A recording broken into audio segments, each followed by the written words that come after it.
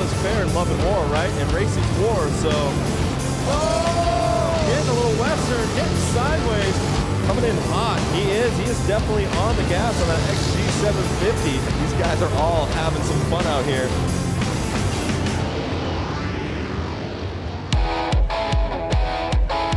The epicenter of motorcycles, Milwaukee, Wisconsin, will tonight get invaded by every bike imaginable and by riders of all skill levels who have all traveled to UW Milwaukee Panther Arena.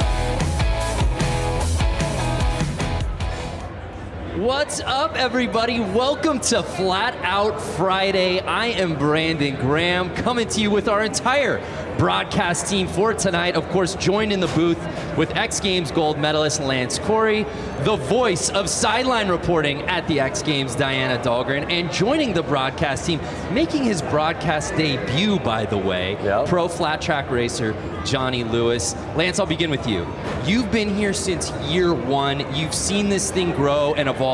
For the uninitiated, what is Flat Track Friday all about? I just love it because it really brings first-timers out, first-timers for racing, and some of the best pros. So you see all walks of life out there racing. Yeah, the range of spectrum of riders. No one's got a better seat than you do. You'll be at the pits all night. Talk to me about the personalities we find out here at Flat Out Friday. I mean, you're going to have guys that don't talk, you're going to have guys that talk a little bit, you're going to have guys that crack jokes, and I'm going to be bringing all their personalities and the stories down in the tunnel. Yeah, absolutely. Along with Johnny, talk to us about what you're doing tonight. You will be bike breakdown, giving us the science behind everything out here tonight. Yeah, it's gonna be pretty interesting because there's a large difference of riders out here. Just like Lance said, it's from scooter racers to the hooligan guys on race prep motorcycles that are pretty heavy, and then you got the professionals, like you said. So the motorcycles are extremely fast. It's a tight track. It's gonna be really good racing. Every bike you can think of, every racer you can think of, complete mayhem coming to you now. Let's start racing. The fans invading UW Milwaukee Panther Arena, getting ready to watch absolute mayhem take place on this 1/16th of a racetrack, Lance Corey. Over 15 different classes of racing we'll see out here tonight, beginning with right there, the JV semis will be kicking things off. At the open amateurs, we have the women's main, scooter main, PW50, that's what the bike I started on right there. Oh, little 4-year-old Lance? That's right. The Booney main, that's my favorite right there, expert main. And if you've never watched this before, you're going, what do all these things mean? Don't worry about it, we got you covered. Obviously, we've got Lance here in the booth, we've got Diana down on the course, and of course, we have Johnny Lewis breaking everything down for us. Johnny, how's it going down there, man? It's pretty loud. So Johnny will be reporting to us live from the course all night long, giving us the behind-the-scenes access on everything. Talk to us about this opening class, Johnny. Man, there's a lot of guys out here. They had to split the classes. There was 100 riders. Wow. Down to 3 classes, and this is the JV class. The guys are relatively new to flat track. And, we just kind of got into it, built a bike, and now they're out here racing. It's pretty wild to see them out here opening the show. Yeah, well said, man. We'll be coming to you all night. So, Lance, we've kicked things off, bud. Racing's looking good already. These guys are they're already warmed up. They've been out there racing all day to get these lap times. Now, talk to us about this course and the setting for those who are just tuning in for the first time. What makes this course so unique here at the arena? So what's incredible is, to my understanding, it's a hockey arena.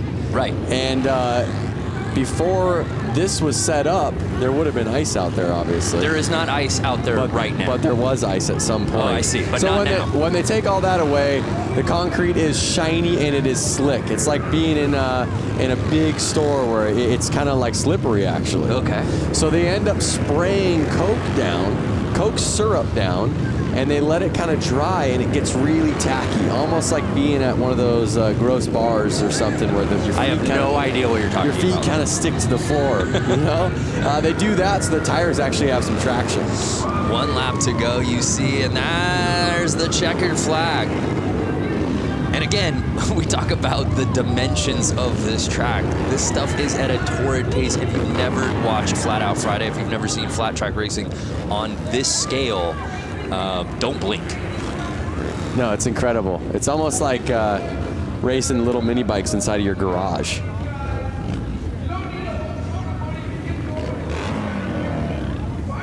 All the racers lined up, waiting to go out there for themselves. And we see Bob Reese finishing number 1, qualifying in our semi 1 of 3. As Johnny said, there were so many people in this event that they had to divide it up now into 3 different heats of this JV semi. I don't think that the underside of this arena has ever seen this many motorcycles or people inside of it. Yeah, I've never seen. We were here obviously for this last year. We were here for Harley-Davidson 115th anniversary just a few months ago. I've never seen this many bikes in one place. It's amazing.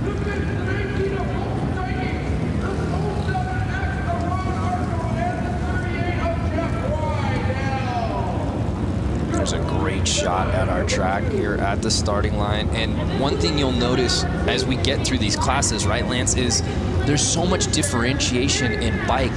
You'll see categories where you'll see dirt bikes, 450 cc's going against 750 cc's, and it really boils down to traction. Yeah, you're gonna see all of these guys out here right now. They're all on the Sportster platform. They're street legal bikes. That's kind of what makes it a hooligan class. And they're heavy, and they don't have much room to get these things to turn, so it can get squirrely.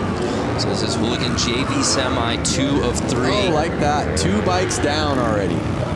Pardon my getting on top of you right there, but no, that's what it's all about, and that's par for the course here on Flat Out Friday. I got excited to call that out right after I was saying you're going to see some squirrely riding. You can see them with the yellow flag out. That means some riders are down on the track, so kind of take it easy. And you can see all the riders kind of bunching up because of that yellow flag. It forces them to slow down a little bit, to be careful so they don't hit somebody on the track. So it gets the race a little tighter. Right there, you see a pass. Yeah.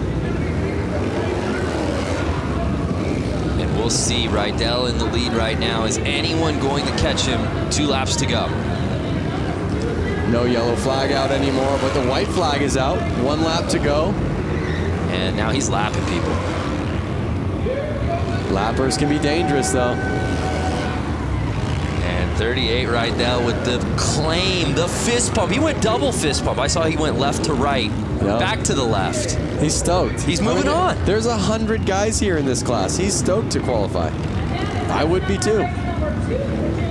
The JV main will obviously go on a little bit later as we take another look at that crash.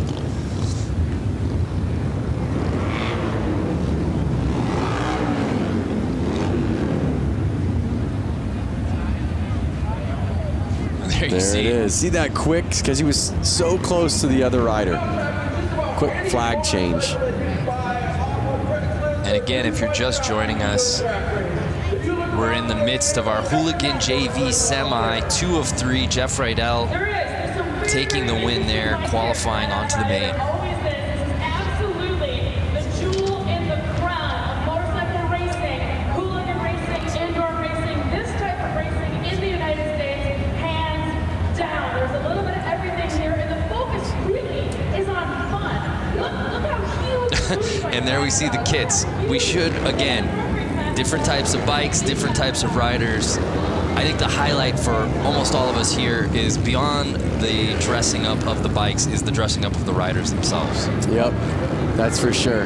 A night like this, they kind of throw on a costume. You see a man right out there in a tuxedo. That's your type of tux. In fact, I feel like that's what you wore to your wedding.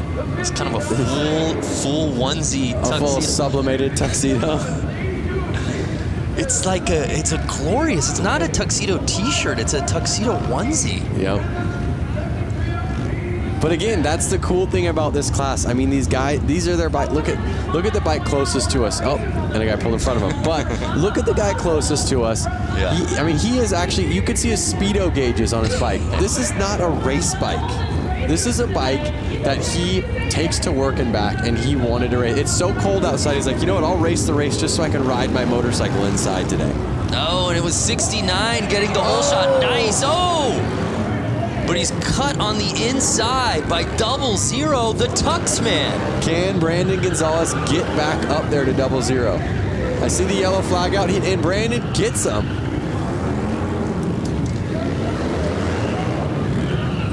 Brandon Gonzalez, the number 69, came all the way from Long Beach, California. In fact, was he on your flight? He wasn't on my flight. I think he had to drive here with his motorcycle. Can you bring a motorcycle up on a plane with you, Brando? That's a great question. All of these riders had to get their motorcycles here somehow, and I think most of them drove. Through the snow, through the rain, through the crazy weather we're getting right now. Just from walking from my hotel to your hotel, your very bougie hotel, I got frostbite on both of my ears. It was 8 degrees out. Yeah. Can't imagine being on a bike out in this weather. So 8 degrees out today. They're inside, they're warm, they're racing, everyone's having fun. And Brandon is staying in front right now.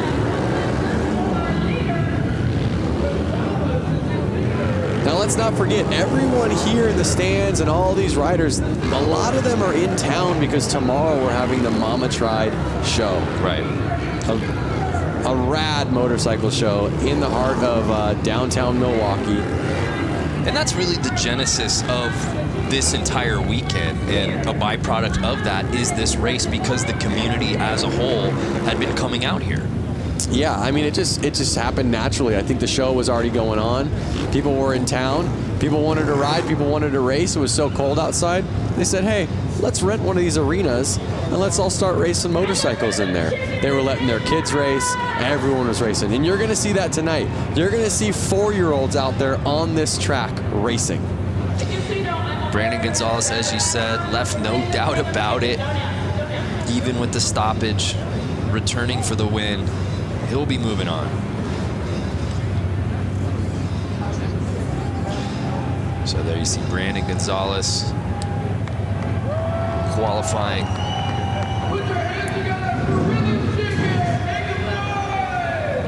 So I hear the crowd getting loud out there.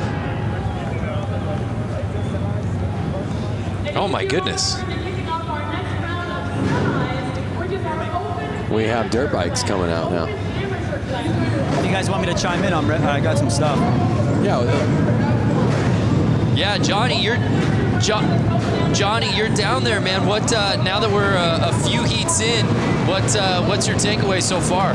Man, you know, like it's cold outside, but this pit area down here, it's hot. You know, these guys are coming out, they're racing for the first time. Some of these guys on these hooligan bikes, you know, they're 500-pound motorcycles, if not more. And, you know, you can tell they were a little nervous, and a couple of guys caught each other's back tires and high-sided. But, you know, as the day goes on, you'll see these guys get better and better out there. And Johnny, just a lot of nerves. And Johnny, while we have you, as we get ready for the Open Amateurs, how many of these guys that we're seeing in certain classes will we be seeing in other categories throughout the night? There's a good amount of guys that, you know, chose to ride the Open Am, you know, but they jump on a different bike, jump on a hooligan bike. You know, 59 out there right now, you know, he's riding, I think, 3 classes, you know, hooligan, Open Am, and then the Bunyan bikes, the little chain-driven motorcycles, you know, ripping around when we see them at the end of the afternoon. So he's got 3 classes. Yeah, that's a fan favorite for sure. I guess if you come all the way out and you've got the artillery and you've got all the different bikes, why wouldn't you do it, Vance? He's a local boy. He just loves it. Oh, we had a gate jump right there. Oh, what? Wow. What a feeling. Look at how far back is he going? 2 back. I thought he was going to push him back into the tunnel. Yeah, you don't want to jump the gate.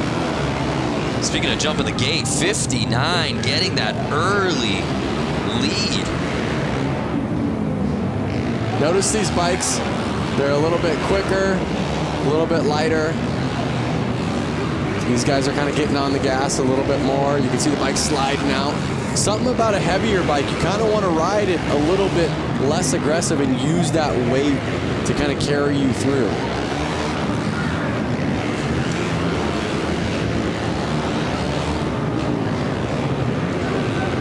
So Kilkenny leading the way right now. I mean, you could see these guys, they're probably getting kind of lost on where are they in position. Right. The guy in first is all of a sudden passing you, and you're going, was the guy behind me that fast, or am I getting lapped already? Right, it's such a small course. Depending on your start, you have no idea where you are when you're riding this thing. And that's what we say, and you even talk about the concept of Flat Out Friday. Obviously, somebody's going to win. Somebody's going to come in second, somebody's going to come in last place, but that's not the premise of that. This isn't what Flat Out Friday is about. No, Flat Out Friday is definitely about getting out there with your friends, riding, and just kind of having fun, banging bars. I love coming into a corner with your friend, and sometimes you can hear your friend yelling, "Yoo!" It's all fun and games. I mean, you know, there might be a little bit of showboating at the end of the night, like, I took that race. But realistically, everyone is stoked for everyone, especially when everyone gets off the track healthy. Yeah, this is the spirit of a bike with a motor. I don't care what your background is, where you come from. When you come here, you're a part of the community. And harder to find anyone or any place that's having more fun than Flat Out Friday here at UW Milwaukee Panther Arena. Man, we're moving. Open AM, semi 1 of 3. There you see it. Notice how much time difference. So first place actually got 15 seconds ahead of second place. Wow. That's probably a lap. You could see the rubber getting on the track. We should send it down and see how sticky the track is right now. We should just have you walk. You want to just go walk a lap? No, but we have guys down there that can. No, I think you should. I think you should do it. I want the Boonie bike. If you guys haven't seen the Boonie bike, you've seen the Boonie bike. I've seen the Boonie bike. If the people watching haven't seen the Boonie bike, that's my favorite class. It's a little bike with a lawnmower engine in it, no suspension, barely. I don't think they have any brakes, and they're ripping around this track. That's the one that looks the most fun to me. Semi 2 here in the Open AMs. There you see our lineup. Some familiar names in this one, Lance.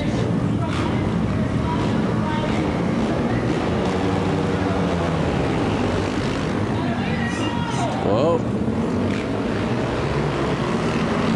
There's a fine line when you get out there of being too aggressive. Right.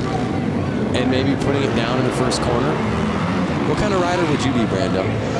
Yeah, I think I'd go aggro right out of the gate. Would you? Yeah, it's the Ricky Bobby mentality. If you aren't first, you're last, right? Okay. So you kind of go for it. But as we were talking about before, it's so hard, probably midway through that first lap, to really, if you're not in the lead, knowing where you are. Yeah, for sure. And you just kind of want to keep picking off the person in front of you, picking off the person in front of you.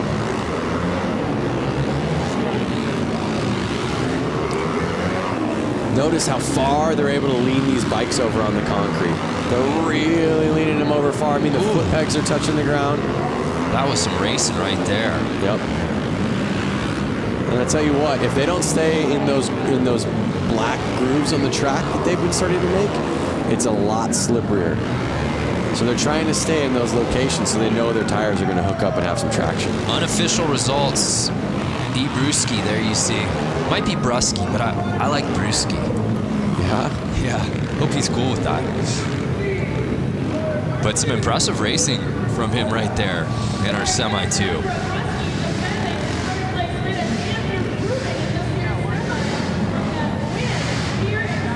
Take a look. It was that 38L bike who I believe got the whole shot early.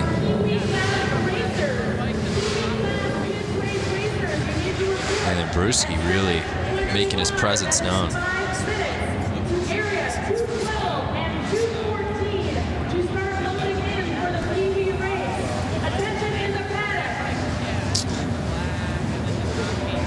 So our results are in. You see Brewski and Blasky So, 1 and 2 qualifying forward. Yep. I was just going to say, you see the Q on the side of their name. That's what is kind of letting us all know that they're going to make it to the main event. We're still just in the semis right now.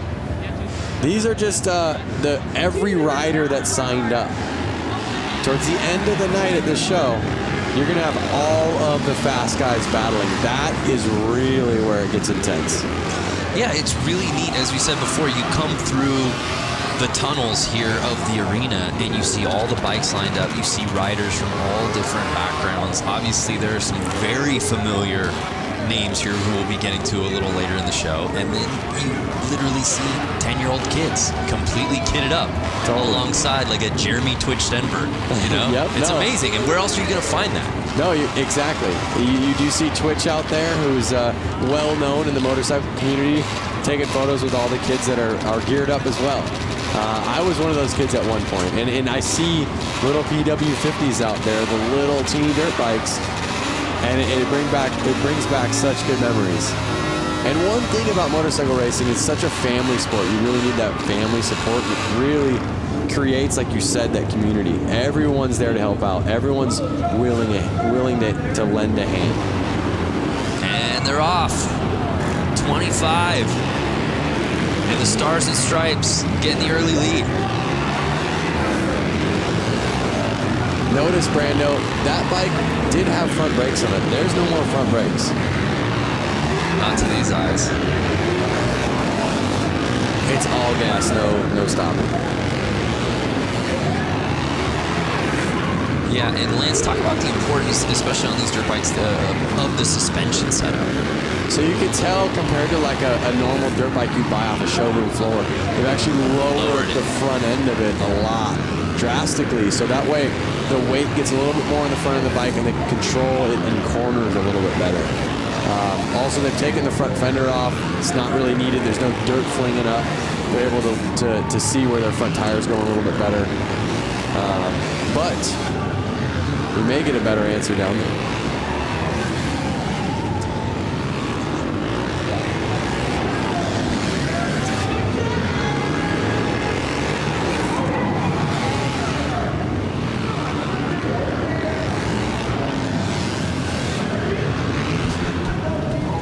So the unofficial results are in.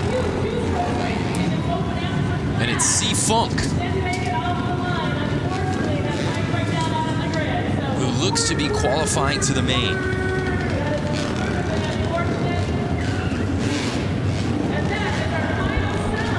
Johnny, can you hear us? Johnny, can you hear us? I can hear you now. All right, so you're down there. You've been seeing the hooligan JV class with the Sportsters. Now you're seeing dirt bikes get out there. From a ground level, what bike do you want to ride? What do you see a big difference in what's going on? Man, I'm partial to these hooligan bikes. You know, they're big machines, but you know, around this little track, they look like a handful, and I'm always up for a challenge. So, you know, these guys getting out here on these big heavy motorcycles in front of a big crowd like this is, you know, it's pretty amazing. You know, like I'm pretty stoked to see these guys doing it. Now you're going to get out here and see these pros get out here and do it. You know, there's a big difference. The lean angle's a lot different than the hooligan bikes, but you know, I think these hooligan bikes look like a lot of fun around here. Yeah, thank you, Johnny. Well, as we get ready for our next class, we'll head down to Diana Dahlgren. You never know who you'll run into here at Flat Out Friday. Diana, who you with? Yeah, that's right. Hanging out here with Taylor Kinney. You're starring on NBC Chicago Fire, and you are a motorcycle enthusiast. You've been here with Harley-Davidson quite a few times to Milwaukee. How have your experiences been so far? I came up, I think, August of 2018. Sorry. Whoa, guys. Hey, there we go. For the 115, the Harley anniversary, came up, had some cheese curds, rode around, saw the streets, saw the lake. It's beautiful, and then coming to the track, I couldn't be more happy. So you got to get out on this course earlier today with guys like Jeremy Stenberg, Buddy Suttle, Johnny Louchback right behind us. How was that riding on the course? It was fun to rip around the track. We got here early. I think we were the first ones out. The concrete was a little cold. Tires were a little cold. We slipped around a little bit. Twitch came out, started lapping us. Buddy came out, started lapping us. We picked up the pace and had a good old time. But yeah, after seeing what the guys are doing tonight, I was telling a couple of the boys, I think I would have ended up in the hay. Well, big round of applause. You didn't end up in the hay this morning. Thank you so much, Taylor, for coming to Milwaukee with Harley-Davidson. It's an honor to have you at an event like this. Guys, we're going to send it back up to you. God bless. Thank you. Love it. Hollywood taking over Milwaukee out here today at Flat Out Friday. Fans watching right now, are you interested in riding flat track at this summer's X Games in Minneapolis? The 2019 Harley Hooligan Qualifier goes to LA this year, taking place at the Born Free Motorcycle Show on June 20th. Keep an eye on Harley-Davidson social media and how to register. It all goes down on Harley-Davidson's social media, and you can find out more info at xgames.com.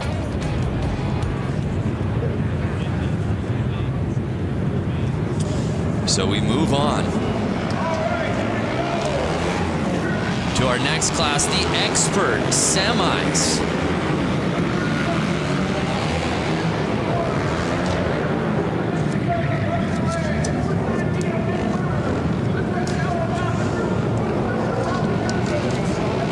So here we see our first heat of the pro class. Jumping up to the line.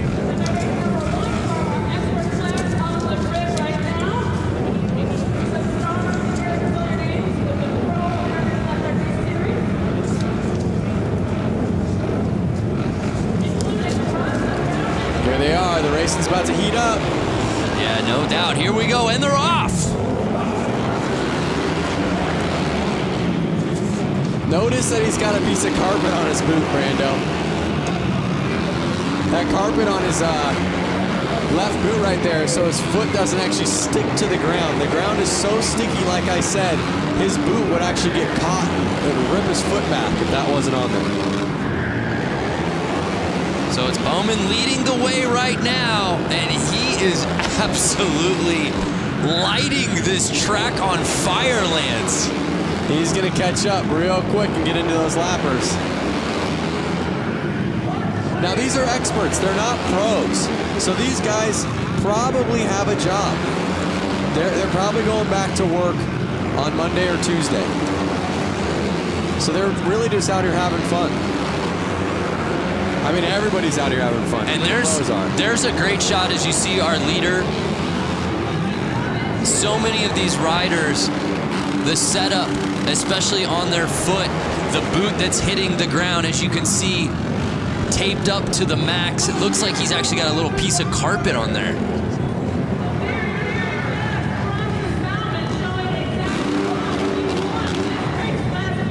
There you go, he's stoked.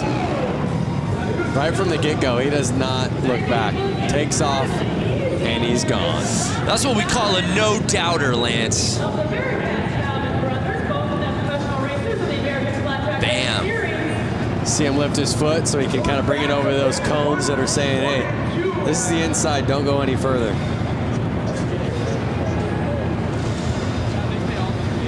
Well, Johnny, now that we've got the pros out there, as we move on to semi 1 of 2, there it's officially in the books. Bowman, Gunther, Lang, Weimer all qualifying. It feels like the racing got a little elevated real quick, Johnny. Yeah, it did. You know, if you watch, Bronson Bowman out there, they actually have their left foot peg off because they're laying the bike down so low that it would rub the foot peg. Some guys even opt to take shifters off the hooligan bikes since the cases are so wide. So, these pros now, they're just laying the bikes down so low, getting the direction change. It's pretty amazing to see them out there doing this on a track that's 100 feet from inside to inside.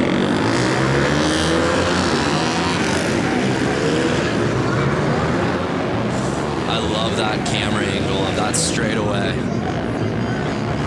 as our next heat moves up. Look at them coming out. They're just so fired up. That lap that they just hit, they were behind the gate. They're like bulls waiting to go. I'm telling you, everywhere it seems like it's raining or cold. These guys are stoked to be inside, warm, riding their bikes with their friends. And there's a look at our semi 2 of 2 roster here in the expert class. 8 riders. Half of this field will be moving on to the final. Who will those 4 be? Let's get ready to find out.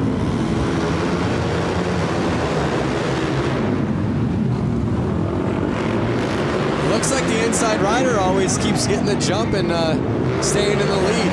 Yeah, so it's 229 going wide to inside. Can he fend off the field early in this race? So to my knowledge, they basically all had to time qualify during practice to get what qualifier they're in and probably their gate pick.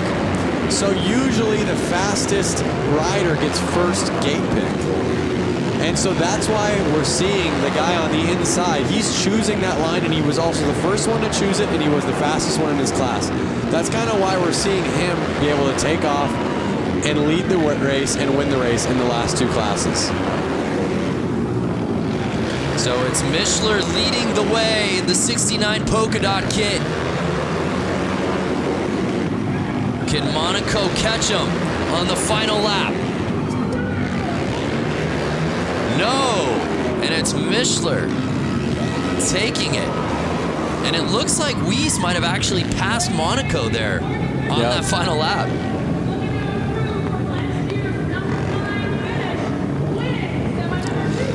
Brando, what's the most CC bike you've ridden?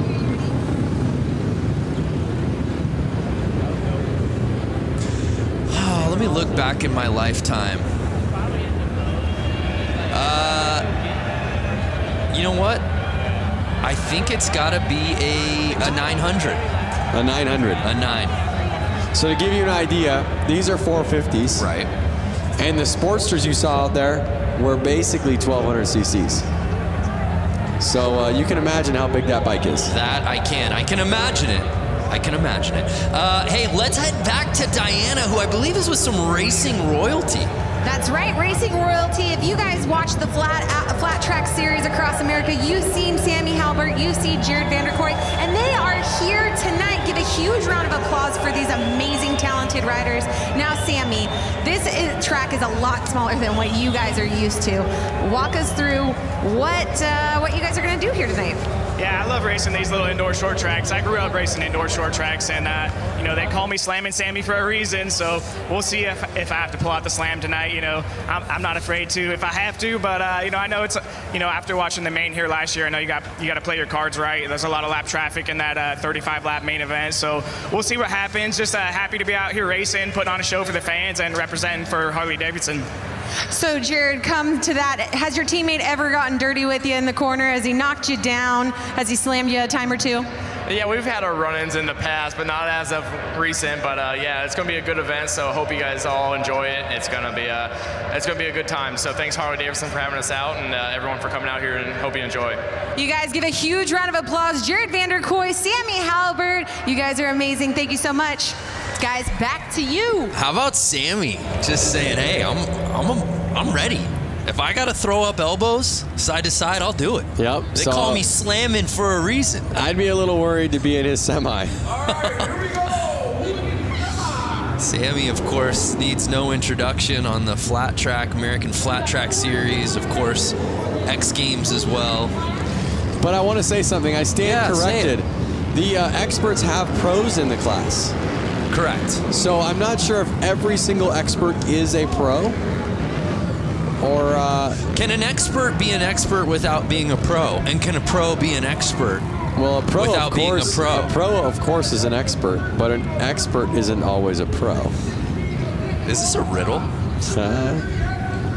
There's no answer to this circular question. But the racing continues as we take a look at our semi 1 of 4 here in the hooligan. Now this is class. open. This is open hooligan. So these guys have faster lap times. They're a little bit more seasoned. They've been doing it a little longer. We're going to see a little bit more carnage here. These guys want to win. And also, just look at the size of this field. Again, though, it's not something that they want to win. We saw some gate jumps. It's not something that that they want to win just to be winners. They want to keep racing. So this is just a semi. Right. Yeah. They want to win. Very good point. Just so that they can go out there. They can just again. stay on their bike. Yeah. So if they don't win or they don't get the top position in this, they're not making it to the next round. Right. And most of them, they drove so far to get here. They just want to make it to the next round and get more laps out there. So you see a bunch of bikes getting back there in the third starting position. Those are all the guys that jumped the gate. Kind of teach you a lesson right there. Take you to the back of the classroom is what they do. And they're off.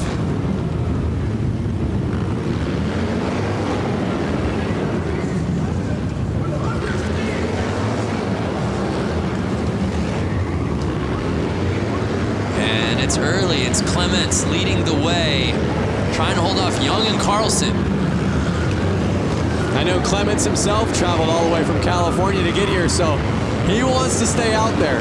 He wants to keep racing. And is there a better outfit early on than Carlson's tassels? I'm getting a very Lloyd Christmas briefcase money look. Oh, he's in the lead. Yes! He grasped the lead with the tassels.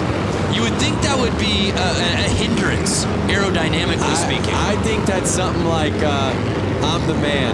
Watch out for me. You gotta be pretty tassels good. Is bold. You gotta be pretty good. 100%. But here they are getting into lap traffic, and this could cause some problems. Final lap. And there it is. Checker flag is out. Clements with the win. He's going to the final. Some great racing here in our first Hooligan semi. Oh, wait a second. It says Clements to the win, but I think it's reading wrong. I think so too. Again, those are unofficial because it's the 45X that I stand corrected. That was leading the way. How about that? There was the pass. You want to talk about breaking bread?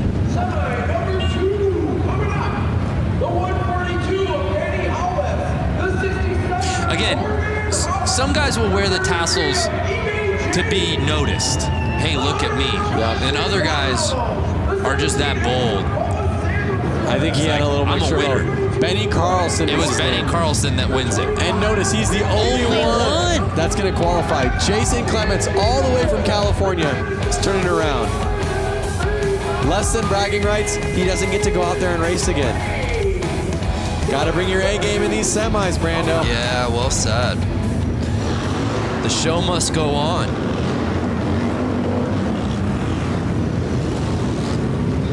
Here our next class jumping out. Notice the difference in gears. There's a couple guys in leathers and there's a couple guys in more of motocross gear. Yeah. I myself would want to be in leathers. If I hit the ground, I want to be in something that's going to slide well. Okay. Something that's going to protect my skin.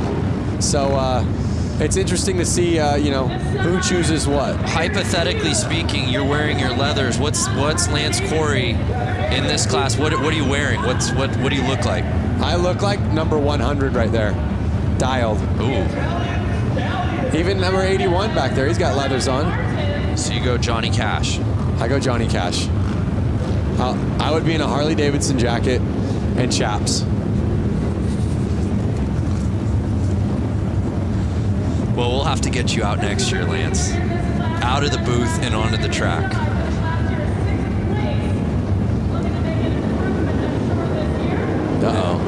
Oh, that was some jumping. So he wore leathers, he was there with the protection, but he was a little too anxious. Well, and you think about it like this, Lance, right? Most of these guys have been getting practice laps earlier in the day, and there was some racing, some qualifying even to get to this point before we even went on air. But a lot of times now it's getting to sit and wait, right? You've been waiting for this moment for your name to be called. Adrenaline is pumping.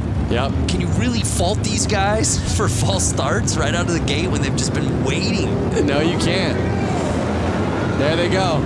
That looks like a clean start. 142 with the whole shot. Holbus in the whole shot, and he was again on the inside line. You're seeing that inside line pay off well. Will he cling to that top spot, though?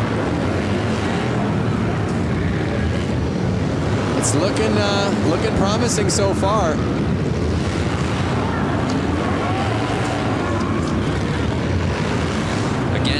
just tuning in, we're still in semi mode. We've got so many finals, so many mains still to come. We're just getting started here on Flat Out Friday. And like I said, Brando, my favorite bikes haven't even gotten out there yet. Noted, Lance. The Boonie bike. The bike that's in your shed. That your parents had, that you pull out and you clean off and you pour some gas in it and it starts right up. I can get 70 miles to the gallon on this hog type of bike. You love that movie, don't you? Yeah. It's the only movie I've ever seen. Dumb and Dumber. So Holbus on final lap. Can he hold on? Oh. And he held it. Is that our guy Louis Louders that came in second there? Yep. We've seen Louis Louders at the X Games hill climb. Along with his brother. Yeah. The Harley hill climb. Again, these are guys. Louis Louders is a guy, he runs a Harley-Davidson dealership. Yeah, has a dealership. So he was probably at work yesterday. I believe he's a Wisconsin guy, if I'm not mistaken. But we've seen him travel for the love of amateur racing. You know, like you said, we've seen him in Aspen, Colorado, hill climbing. Well, who's turning down a trip to Aspen, Lance? Again, Lloyd and Harry is not going to turn down a trip to Aspen. You brought it up! Oh, man. I didn't reference it this time. Hey, the Rusty Butcher. That's not Rusty himself, I don't believe. It's a teammate. That's a teammate of the Rusty Butcher. Yeah. But the next race you see open hooligan semis. Here's some of the hooligan hotshots. I see Suicide Machine Co., like you said, a Rusty Butcher rider. So these are some of the guys that kind of really made hooligan fun again. make hooligan fun again. I've seen you wear that racing hat. Fun again. Rusty Butcher gloves right there. Twisting the grip. Pair of Thrash and Supply gloves right there. Whoa! Twisting the grip. Thrash and Supply Co.? That's right, baby. Like you said, a lot of these guys' palms are probably sweaty. They've been waiting around for this race. They're fired up. Palms are sweaty. Mom's spaghetti. Don't do it. I knew it. There they go. Clean start. 963. Mikey Virus, a Rusty Butcher, got the lead. He was on the inside line again. What a clean looking bike. I was just going to say that. These guys build these bikes specific just for this event. I watched Mikey and the whole Rusty Butcher team assembling these bikes. Oh, a pile-up. A pile-up. I hope we got that so we can see it in a replay.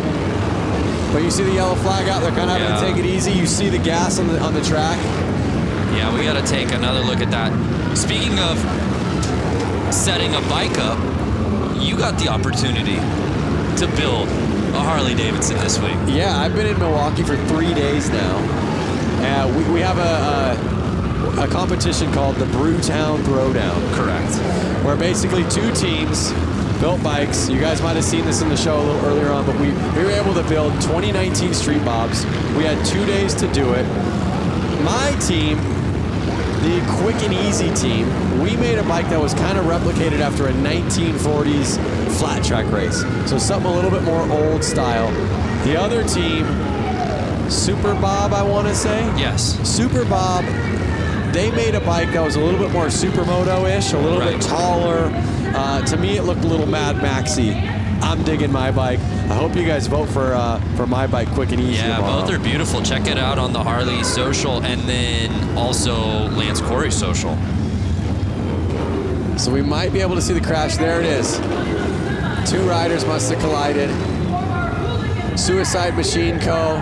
Yeah, it's great, actually, all things considered, that there wasn't more carnage there. Yeah. Only the 2 bikes went down. You see them getting the gas off the track. And there you see Mikey qualifying out of that entire group, only Mikey moving on. But again, Mikey Virus came all the way from Los Angeles, California. So a guy like him, he's stoked. Amazing crowd on site here at Panther Arena to watch what has really become an annual tradition. Now, here you have the Rusty Butcher. Yes. I've seen Mark Rusty Butcher win this race before, all the way through, all the way to the end of the night. He took it home with a W. Then I've seen him come back the following year and I think crash out pretty early on. And again, he wasn't mad that he didn't win. He was mad that he wasn't in the final to race more. So what's going to happen tonight? Yeah, he flip-flops, right? Yeah. Either wins or crashes out. Yeah, it's all or nothing. Then I guess it's an odd year, 19. I feel like he's gonna go the distance. He is absolutely a fan favorite, though. There's no doubt about that. He's a fan favorite, but right out there in the crowd, I see Jeremy Twitch Stenberg, FMX icon, someone that I grew up racing or riding FMX with. So who's gonna take it home? A lot of these guys all practice together. They're from California. Let's see how they do. Getting the lead early. Can he hold it together? Mark's looking real smooth.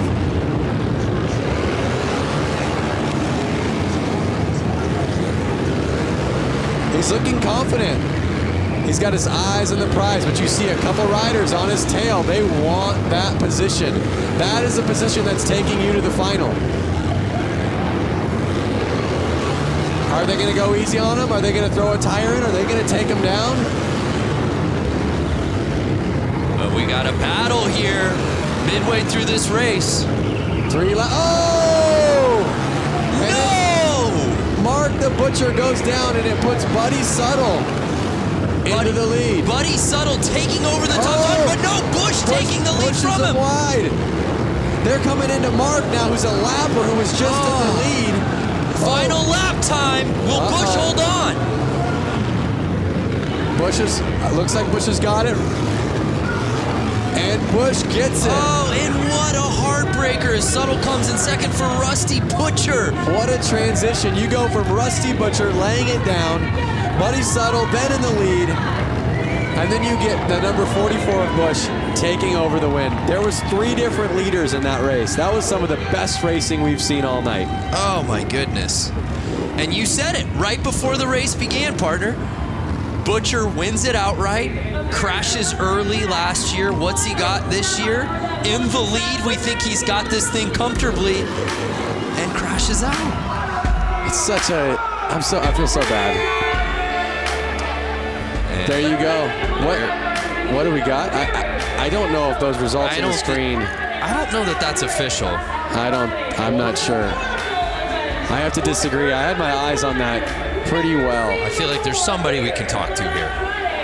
Please put your hands together because there is going to be a wedding taking place. Well, before we move on to our next race, here's a word from our Diana Dahlgren. Hey everyone, Diana Dahlgren here. Enter for your chance to win a VIP trip to the 2019 X Games in Minneapolis. And you could be down on the racetrack with me during the Harley Hooligan race.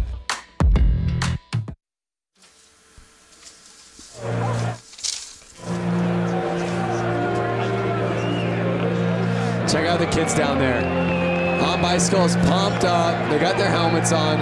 They're ready to go. They've got more energy than the older guys, huh?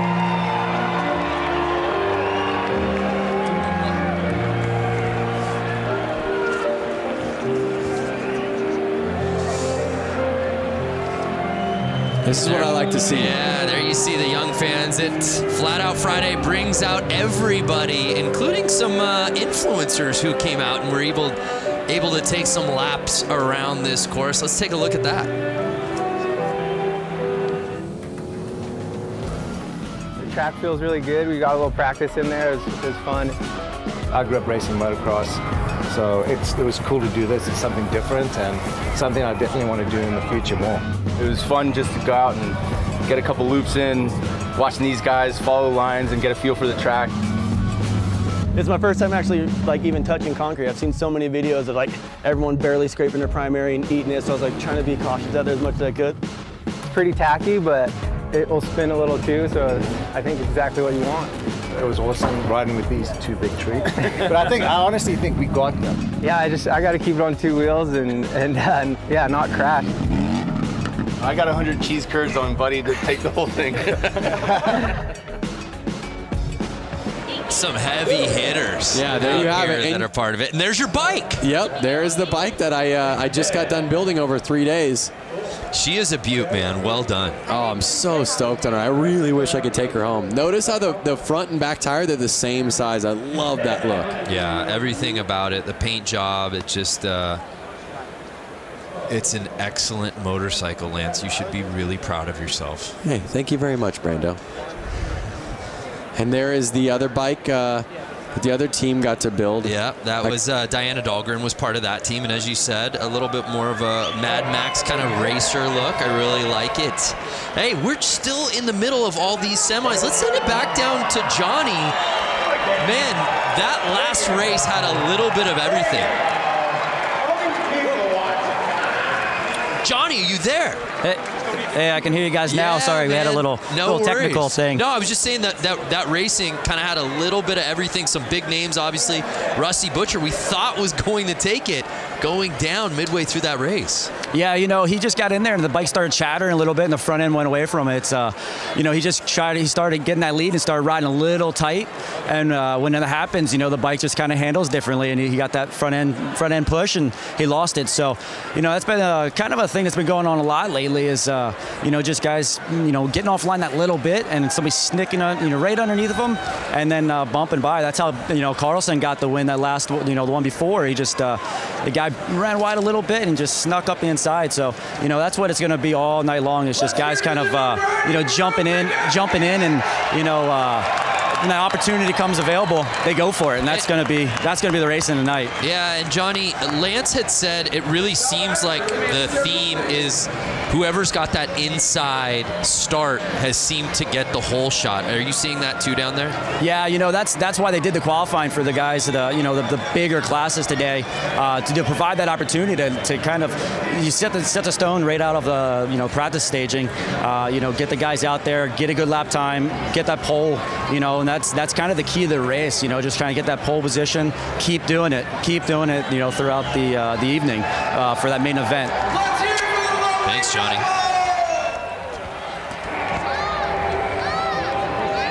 Packed house out there, tons of energy. Love it. Hey, fans out there, make this your year to ride. Learn from the experts and get 50% off the Harley-Davidson Riding Academy new rider course with the code RIDE50. It's a limited quantity available. The offer ends March 3rd. That's 3-3. Visit h-d.com/learn-to-ride for more details. Make this the year, Lance. Make this the year you learn to ride. Oh, I'm loving this. We got a different type of bike hitting the course out here now, Lance. That's, now that I have a kid and you have a kid, I just taught my daughter how to ride a bicycle. Is she not out here? My daughter is 16 months old and she's out there. She's in the bear costume. I want to bring my daughter out with one of those kick bikes. My daughter doesn't know how to ride a pedal bike, but I know she would kick a lot more butt. Your daughter's 2 years old? 2 years old. And she's already riding a bike without training wheels. That's amazing. Speaking of parents and people with kids who ride bikes, Diana Dahlgren, I know you got a little one yourself. When's he going to get out here and ride? 2 years old. He's actually in this teddy bear costume that you see lined up. You know, he's the most massive child on this line. I don't know. I feel like Hunter's going to, you know, take the teddy home for the win. So all the little cats out there, and it's the bear taking the early lead right out of the gate. I feel like there's an adult in that. Oh, how about going the outside to take the lead? Notice how he's keeping the pedal up. That's basically giving him more ground clearance as he turns left. The 3-plate staying wide, and now he's lapping. Oh, could you imagine being out there right now? Unreal. Packed house, the energy, everyone cheering you on. Yes, look at that. I want to start clapping in the booth. That kid has got racing in his future right there. All those kids, what a blast it's got to be, as you said, to come out here. Oh, in front of this crowd, are you kidding me? That is awesome. I love it. The checkered flag's out. You think you're going to get these kids off the track? I don't think so. I'm not sure it's possible. Oh my gosh, some of these kids out here are so small.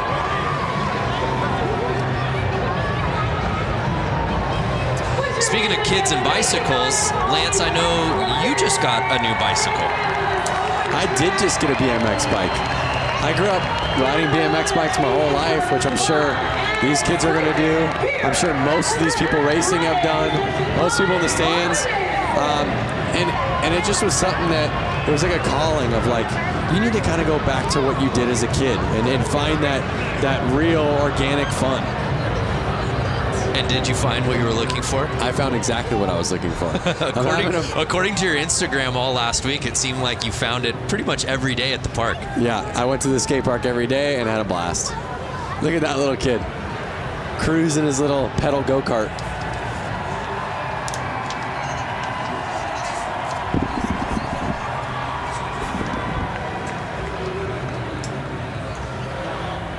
Can you guys hear me now? Yes. All right, well, those kids wrapping it up. Let's head down to Diana, who's with our competitors. Diana. Hey, you guys. So I'm down here with these stars, tomorrow's stars. Alrighty, so you just ran the track here at Flat Out Friday. How was that track? It was really fun. Was it really fun? How was the Coke syrup hooking up on these tires?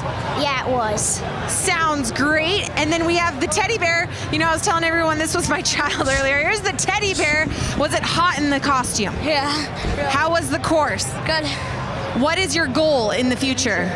Are you gonna win some championships in the flat track? Yeah. That's right. All right, who else do we got here? Hi, sweetie. What's your name? Brody. Brody, and how was the course out there? Good. Do you want everyone to give a big round of applause right now? Sure. Where are you guys at? There we go, all of downtown Milwaukee. Guys, these kids are the future of flat tracking. Give a huge round of applause. Great job, guys. Back to you.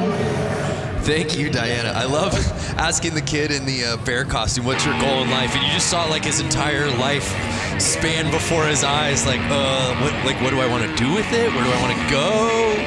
Travel the world? There's a look at our main still to come tonight. If you've been with us since minute 1, thank you. But we just getting started. Some of the best classes are coming. Who do we have lining up next?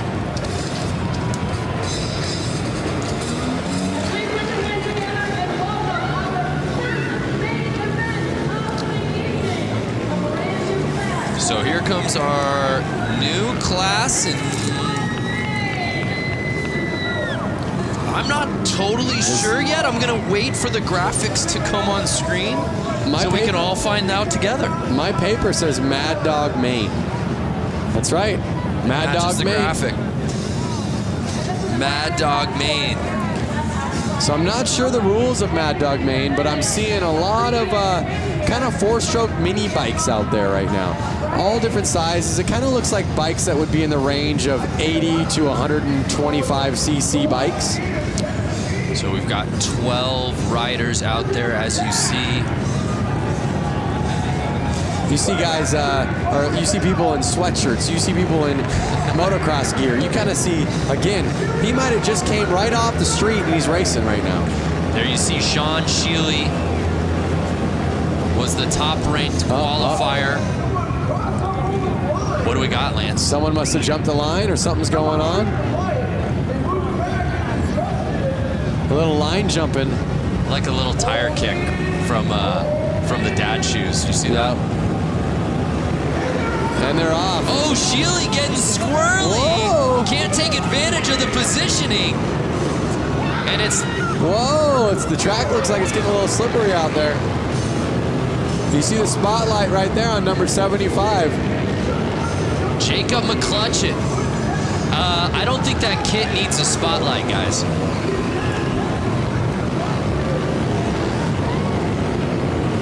Now again, this looks like a bike that's a little too small for that rider right there. And but again, sometimes riding the smaller bikes is more fun. And it feels like, again, traction, the name of the game on a course like this. Having that bike control. Ooh, we see a pass. Bike control is key out there. Smooth and steady wins the race. You saw, like, just like Johnny said, Mark the Butcher, he was getting a little hard on his bike. He was riding a little too fast. Because he lost his smoothness, he ended up letting it go. So it's Ryan Stephen leading the way, and it doesn't look like anyone's going to catch him, Lance.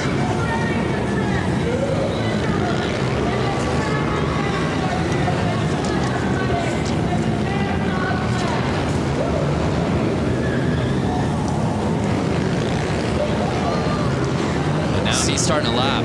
Some great racing out there. You're seeing bikes that are pretty new, bikes that are from, you know, the modern era, and I even see some bikes that are probably 10, 20 years old out there. It's interesting to see how the technology on these bikes hasn't changed much. Mostly visuals, mostly just the cosmetics, the plastics. So final lap, and it's Steven taking the win, at least unofficially, but to these eyes, you can pump that fist, Steven. Ryan Stephen taking the top spot, followed by McCutcheon. McClutcheon, excuse me.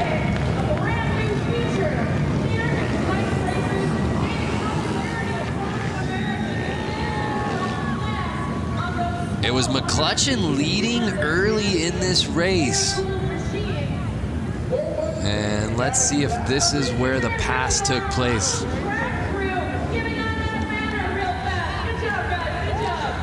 So one thing to keep in mind, Brando, lines in racing are a key to how fast your lap is. So basically, what is the quickest way around this track with staying the smoothest at the exact same time? So you can almost look at it as, if I walk this track on my feet, what's going to be the easiest way around it? Well, it would be on the inside, right? So on the corners, you want to be on the inside. But you couldn't stay on the inside and be smooth if you were staying on the inside on the straightaways. So they're riding wide to stay smooth so that they can ride the inside on the main part of the corner, which is going to get them the shortest line while staying the fastest, while staying the smoothest. Thank God you had an answer. That felt like an SAT question. The making of a riddle. I mean, it's just a big deal. And I'm just thinking, if somebody has never raced before, and they've only maybe driven a car on a public road, or maybe haven't even driven a car before. The strategy seems counterintuitive. Yeah. So you're always wanting it to ride the shortest line, but also at the same time, what is the smoothest way to do it? Right. So here's the JV Hooligan main.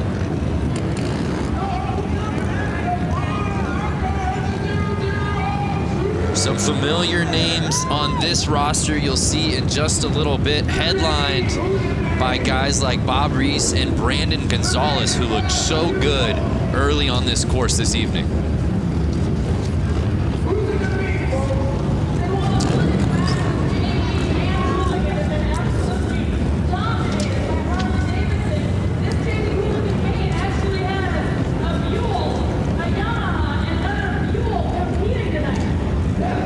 Got 3 different bike manufacturers out here, but it's certainly Harley-Davidson dominant in this class.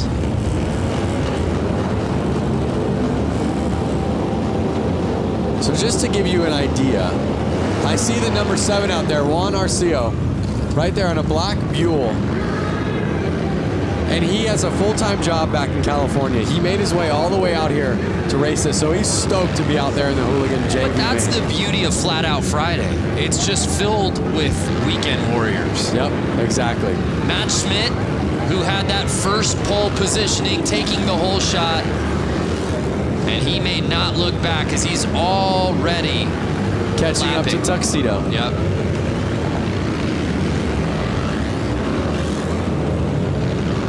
Lappers pushing wide right there. Schmidt staying in the lead. Looks to me like he's going to run off with it. Still 8 laps to go.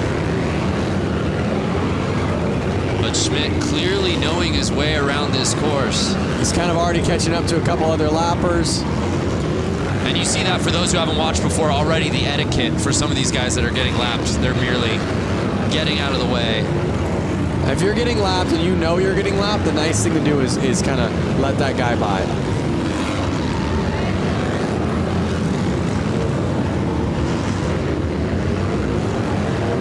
So let me ask you something, Brando. If you were out there, what type of gear would you be in? The tuxedo? Yeah, I think some version of that tuxedo. I live my life business casual. You know that. Maybe a blazer over it, perhaps. Like maybe a nice leather blazer. Okay, because I do agree with safety and protection, just like you would be in full leathers. White flag's out real quick. Schmidt staying in the lead. Schmitty. I don't know that he likes to be called that, but it just sort of rolls off the tongue. And then the 721 plate, Matt Schmidt had the lead from lap number 1, and no one could take it from his Kung Fu grip. As he takes the top spot in the Hooligan JV main. A lot to like about this racing. As you said right out of the gate, right before this thing began, about the strategy and how these guys handle this course. Matt Schmidt did just that.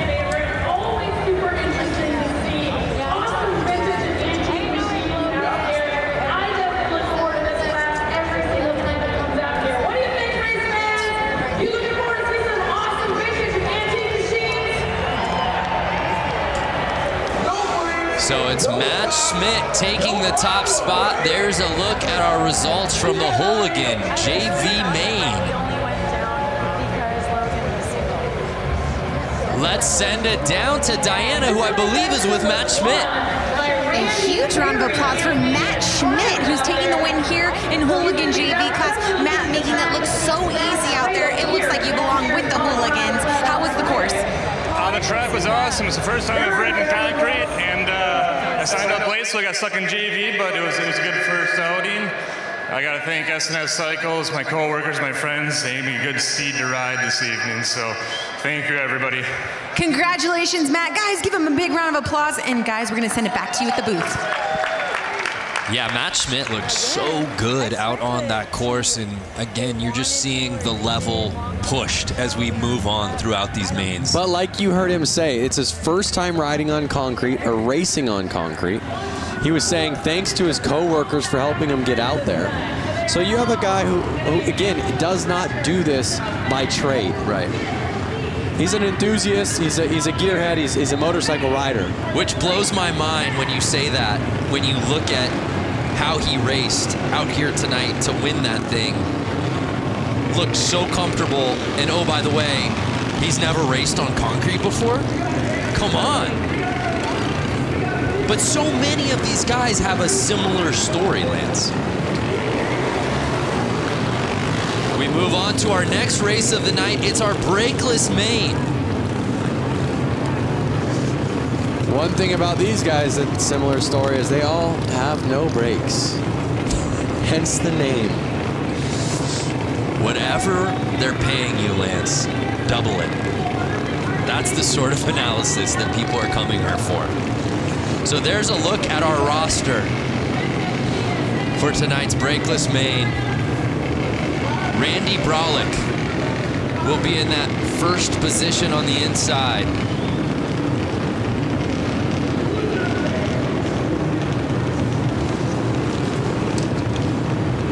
You see him lining up right there.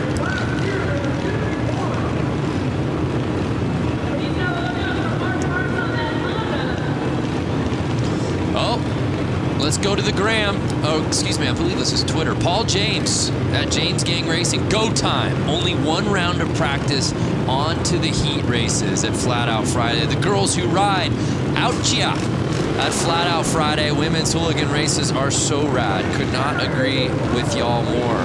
The girls who ride. Hashtag Flat Out Friday. Join the conversation. And Randy Brolick, the 51 plate, shot out of a cannon, Lance. He did. Look at him just dragging that foot on the ground. Oh, he brought it up right there. Dragging his foot with the carpet. Brings it up on the straights. Puts his foot down in the corners. He puts his foot down in the corners kind of to brace himself so he can feel where the ground is. So he doesn't lean it over too much. Because again, if he leans it over too much, he'll start dragging peg, which could then send him off his bike. Excuse me, there's 251 plates. I incorrectly said Bralick. It's actually Barry, Randy Barry. No, rider down.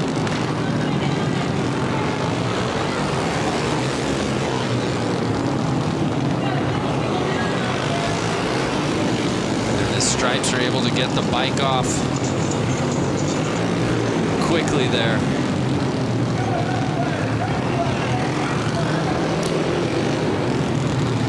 That was the 15, Kendall Lutchman, that went down. One thing that's so cool about this race is they really keep the styling so vintage and so pure to flat track with the striped shirts for the track helpers, the all white gear for the I'm not sure what you would call them, the track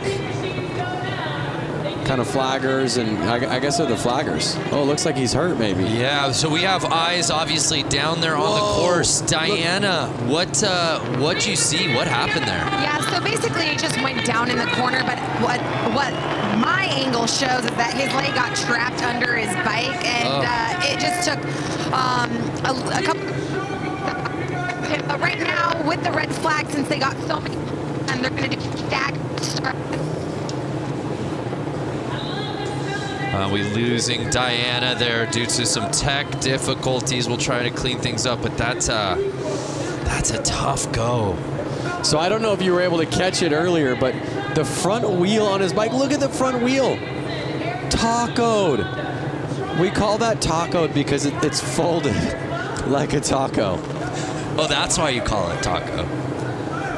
I'm done trying to help No, I you. gotta tell you, the stuff that I am learning from you, Lance, is just blowing my mind.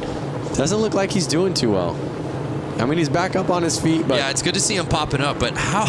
I mean, my goodness, I hope that Panther Arena gives this man a hand, because you see what happened, and as Diana said, basically that wheel going over the leg, you see what happened to the wheel. I'm not even sure if that bike rolls. I think they're gonna have to lift the front wheel up to get off the bike. But you see the rest of the crew lining back up to finish this race.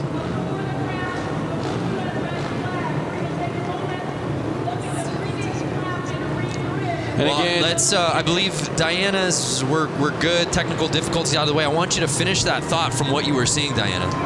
Yeah, so they're staggering the riders. This is typical with a red flag. They're relining them up. But yeah, from what it looks like with the rider who went down, he's standing up now. Good sign. Looks like he just really might have banged up his leg. But looks like they're walking him off the course now, as we can see. But yeah, we're lining up the riders. We're going to get this thing back going. A couple riders did pull off the track, so we're down to 4.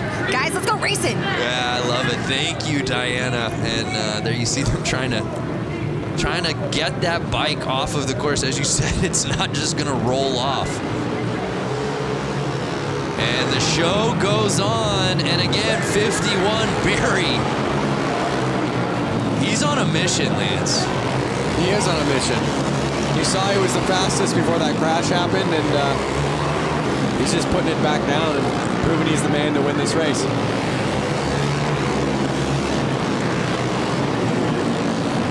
4 laps to go.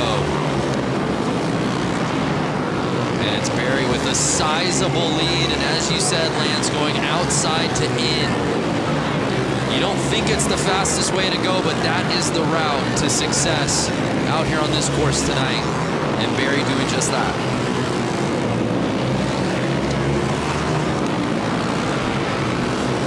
There it is, white flag out. Barry's got 1 lap to go. He's looking at the checkered, and there he is. Taking that main home, looking back at his friends. Big smile on his face. You can see it right through his helmet.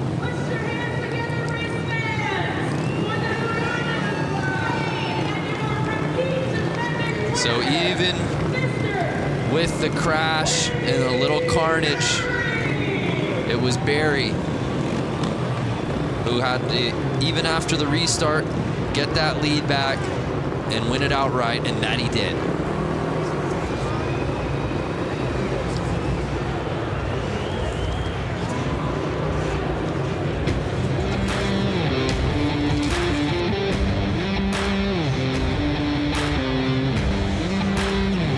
So brakeless main officially in the books. One name I do want to point out, Chuck Dickinson. I don't know if you've seen Chuck around. He's always here. He was, of course, at the 115. Chuck Dickinson, 78 years old. Wow. Let's head down to Diana, who's with our winner from the main. A huge round of applause for Mr. Randy Berry, the number 51 that constantly put down a huge lead on the course. How was that track out there tonight? It was good. It's always a good race with the guys with the brakeless bike. A lot of crashing tonight, but I tried to get a couple and just keep it clean. That's right, you did keep it clean. You maneuvered through the course beautifully with lappers and people who fell down. You got to give these young bucks some advice. Yeah, it's just really good to do it like that. So. All right, we'll give it up. Barry taking the win. Lance Brando, back to you. Yeah, thanks, Diana. His experience showing in spades out here tonight. And how about that, Lance? I mean, you have the start that you're looking for. You're leading the race. You know you're in your game. There's no one in front of you except people that you're lapping, and then all of a sudden that flag comes out. Oh, we got to stop this thing. That's definitely a bummer. Because your heart rate just instantly is like, oh, what? So it's definitely a bummer. I mean, but normally you're confident enough to go, you know what, I can do it again. I know I can lead laps. I know I can be in the lead. I'm going to do it again. And obviously, we saw that he did that. So from Randy Berry and the brakeless gain to the new class, the youth main. So one thing about all these youth bikes lining up, I can hear them, and they're all two-strokes, meaning they're all different style engines than the last ones. These bikes require their gas to be mixed with oil. They're all about 85cc bikes. You can hear it, you can smell it. Oh yeah. And a couple of Tidwells in first and second. It's Trevor Tidwell in the lead. His brother Tyler behind him. These riders have to stay out there for 10 laps.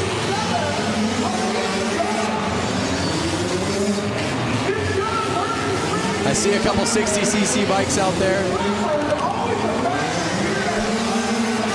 And you see the Tidwells, 1 and 2. Do you think that any bit of their training together is Clearly it's paying off. Are they gonna do the slingshot move towards the end? Oh yeah, a little shake and bake. Oh, little tire tapping. Young with the pass. And Young passing Tyler Tidwell. Oh, Young's in the lead with 5 laps to go. He is putting the power down. You hear the crowd going wild. The crowd is going off. You see Young. This is the back and forth we've been waiting for. Can he hold it for 3 more laps? Wow. Vince Young passing Trevor Tidwell, and just 2 laps to go. Can he hold on? Final lap time.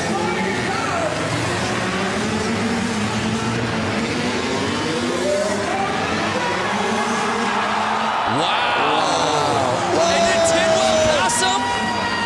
A photo finish, Lance. We gotta see that again. Did Tidwell regain the lead right before the checker? I need to see a replay. That may be a youth main, Lance, but that was easily the best race of the night so far. It's only going to get better. Wow. Here we are. You see some passing. He's letting a rider back out on the track.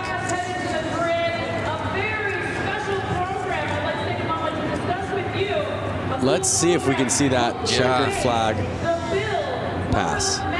Vince Young, not the Heisman Trophy winner from UT. It's YUNG. Here it is. Here it is. Look, look, look. And did he get him? I don't know. That's got to be a photo finish. And our results are unofficial. Right. I still think Young might have had it, Lance. I think so too, but Tidwell took the inside. We'll see. We're about to get our official results dropping. That was incredible. But regardless, what a battle between those two. What a race. I hope we see a lot more racing just like that. Yeah, absolutely. Trevor Tidwell was leading that whole way, and then Vince Young, with about 3 laps to go, taking the top spot, only to potentially have been bested by Tidwell, not on the final lap. I'm talking right as the checkered flag was being waved. Take another look. Young.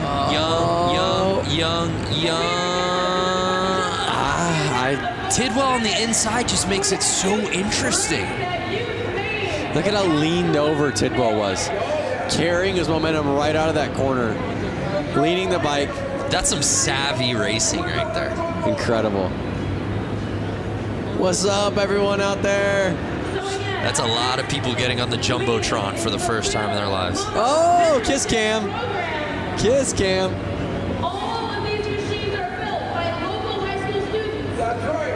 So they're going to the tape right now, really taking their time. Who's your money on? I still think it's Vince Young. Some more social coming through, bikes going fast, zoom, zoom, hashtag Flat Out Friday. I love it. Not Simone.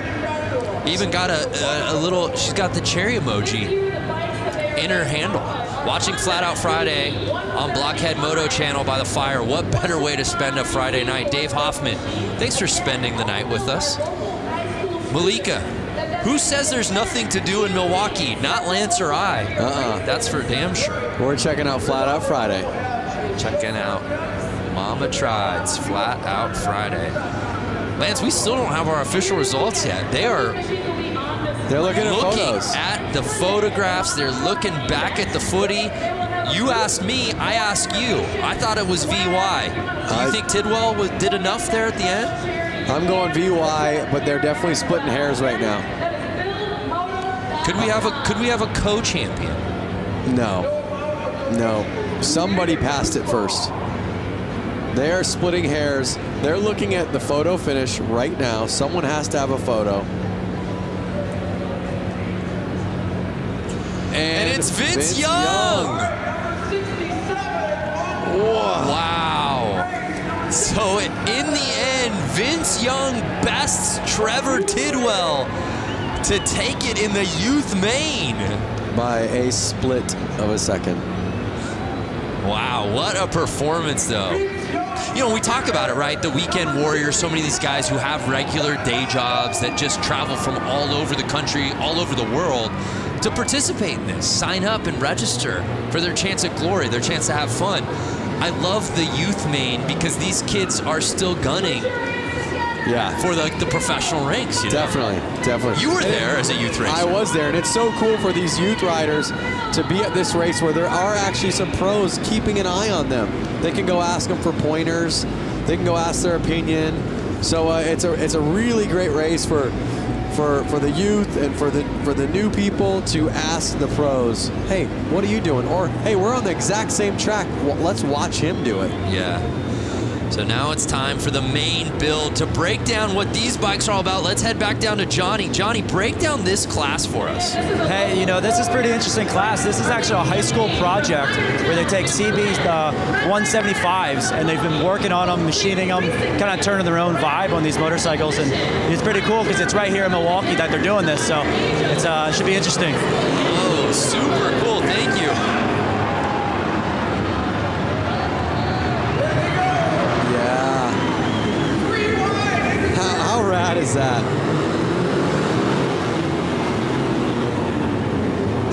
be on one of those little bikes like that.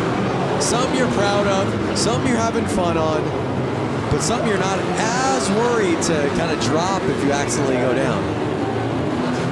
Miss Cho leading the way on the 35.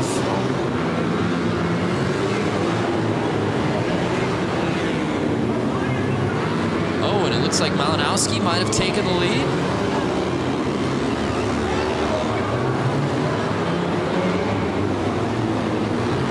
8 laps to go.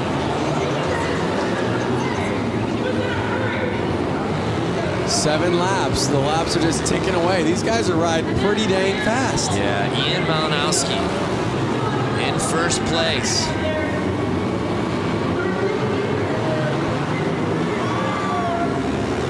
And now Ian's making the passes.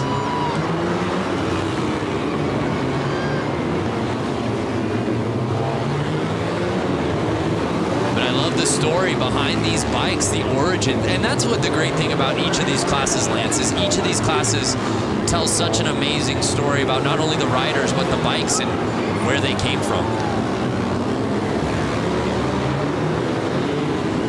Look at the forks on that bike. Bop, bop, bop. They're kind of bouncing up and down. That's too soft of a fork, and that's going to make the bike actually have a hard time getting traction in the corner. That's going to slow him down. Malinowski, I saw a bike backwards, is covering so much real estate. Hitting outside, hitting inside, making passes both ways. And takes the victory here in the Build Main.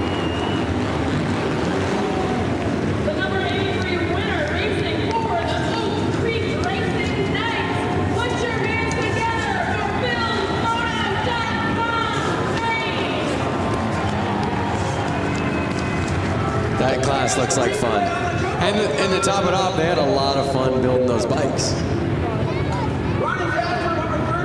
You built a bike earlier this week. I would have loved to see you jump on that and figured out which class you could have gotten in with that thing. I think that class would have... I know we have a couple cool classes coming up. It would have either had to have been hooligan, inappropriate class. Inappropriate, Yeah. I could absolutely see you. We could have gone out there in that one. I would say I would have signed up for the inappropriate class. Yeah. Because it's a little bit of an inappropriate bike. It's a little too big. So what would your costume been? Oh boy. Well, the bike was styled as a more vintage bike, so I would have played the part and gone vintage. I would have been in some old school leathers. Nice. With kind of a helmet that Evel Knievel would have worn. Like a helmet that looks like you should be in a space shuttle. Well, partner, it's not too late. We move on to our next class. Get ready, it's the women's main. The ladies of Flat Out Friday hitting the course.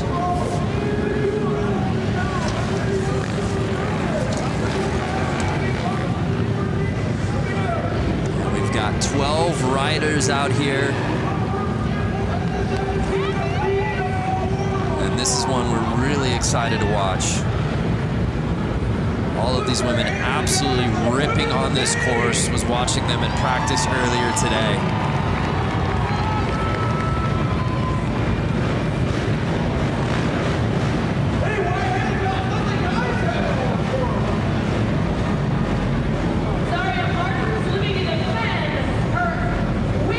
I see a lot of different CC bikes out there. CC's the cubic inch of the motorcycle, which the more cubic inch, the more power. But I'm seeing bikes that could be upwards of 450 cc's and then bikes that look to be somewhere in the neighborhood of 125 cc's. Yeah, let's bring in Johnny. Are you seeing that as well, Lance, just talking about the variation in cc's in this category? Oh man, there's a big one. I don't know if you noticed, the last bike that pulled up into the start line was a Honda Rebel. Still has the taillight on it. But then you got racer girls that race full time, you know, like all season long. So there's a lot of really strong talent out here, and also a lot of beginners just getting out here for the first time. So we're getting ready to set it off for the women's main. We're having some troubles at the start right now. I'm seeing some gate jumps. I'm seeing some bike stalls. So I think it's their nerves kind of getting to them. And as Johnny said, you see it with hooligan racing. You see it at Flat Out Friday every year. Just so many different types of bikes, but you know you're at Flat Out Friday when you see a tail light out on the race course. Yep. Uh-oh. Getting bumped to the back. It was looking like she was having some clutch issues. She kept jumping the gate, but I don't think it was intentional. I think it was either nerves or it was something with the bike. Oh, there we are.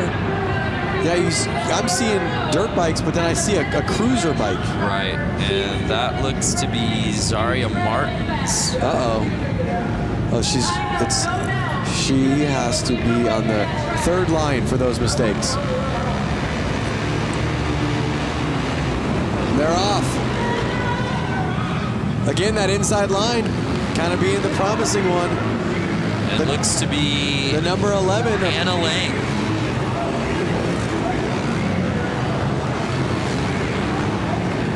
Hannah Lang leading the way. Annie Wyman now taking the lead away on the 158 plate.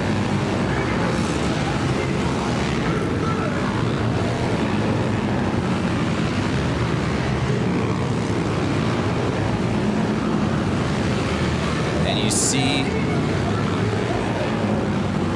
the control around the turns and then just gassing on the straightaways. This is what I love about Flat Out Friday. I see dirt bikes and I see street bikes out there. Nobody's scared. Everyone's having fun. Nobody's trying to hurt anyone. Good times on a Friday night. Right.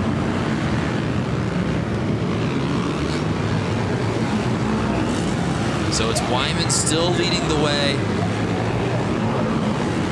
with Megan Funk right behind her. 4 laps to go.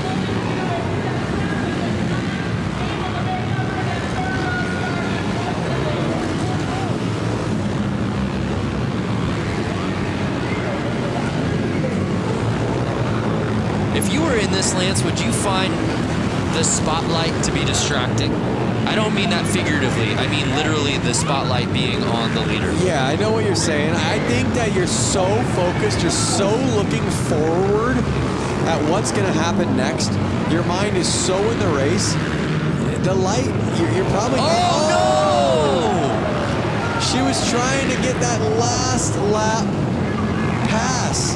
Hannah Lang touching tires with our leader, Wyman, holding on to the top spot.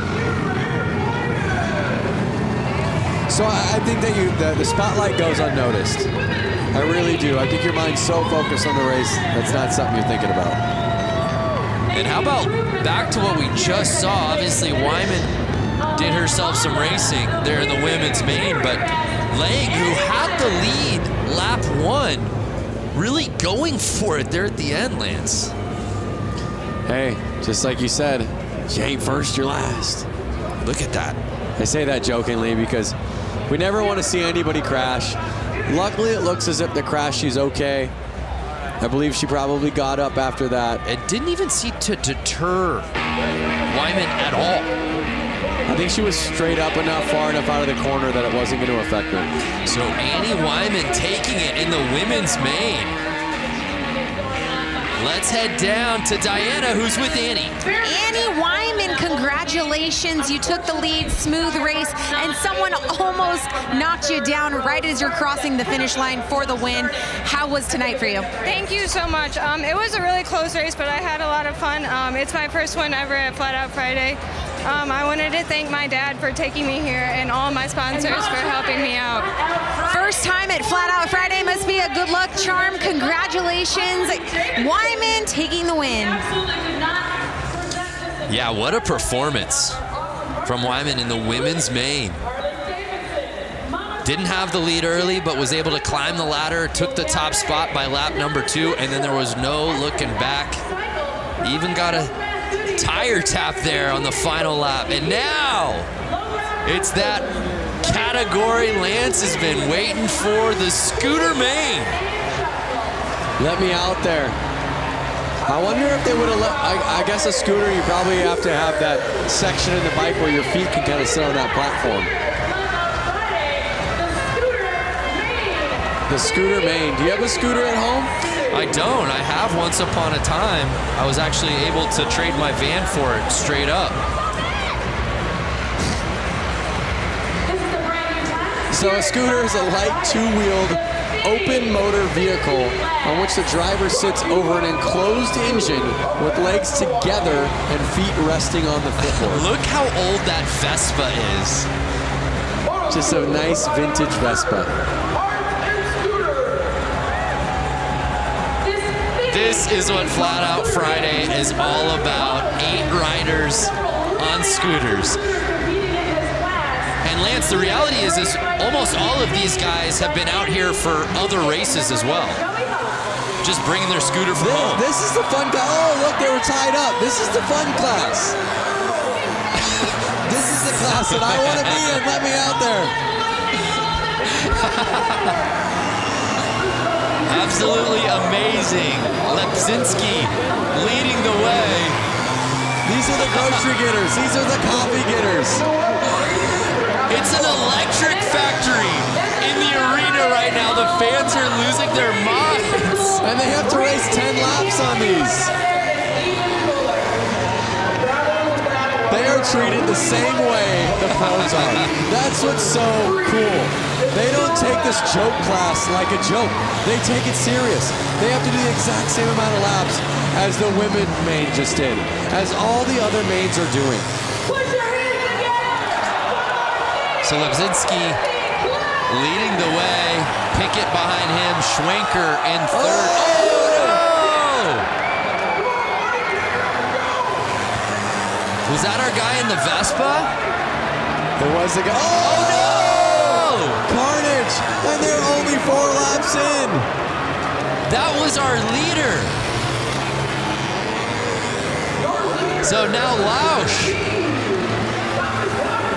Thomas Lausch is in first place. 5 laps to go. They're halfway through. Are we going to see any more carnage? Are they going to be able to stay up? This is any man's race. Forget about tire traction. Balance is the name of the game in this class, Lance. Well, really what happens is those floorboards on the Vespa hit the ground, which lifts the wheel off the ground and sends them I mean, out look of control. how narrow some of these front tires are. My goodness. Little bicycle wheels.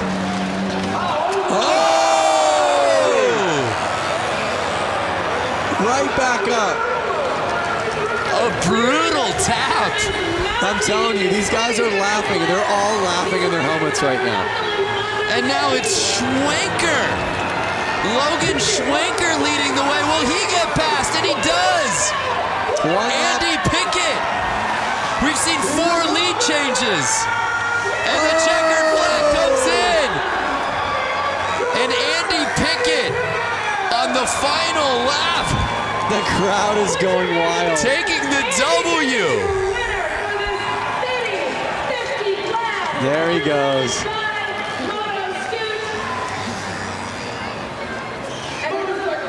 Wow. I've got a grin ear to ear right now. That was amazing. Yeah, I was smiling the whole way. Oh! Tucked front end right there.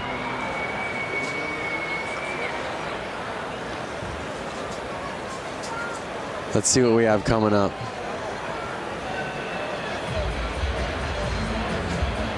Oh! And just with so little weight between these guys' legs, it's like finding that balance. He's gonna feel that on Monday. He's gonna feel that tomorrow. A little bunny hopping across the finish line. The results officially coming in. And it was Andy Pickett, our 4th and final lead change, who was able to take the top spot away from Logan Schwenker. What a race, a crowd pleaser.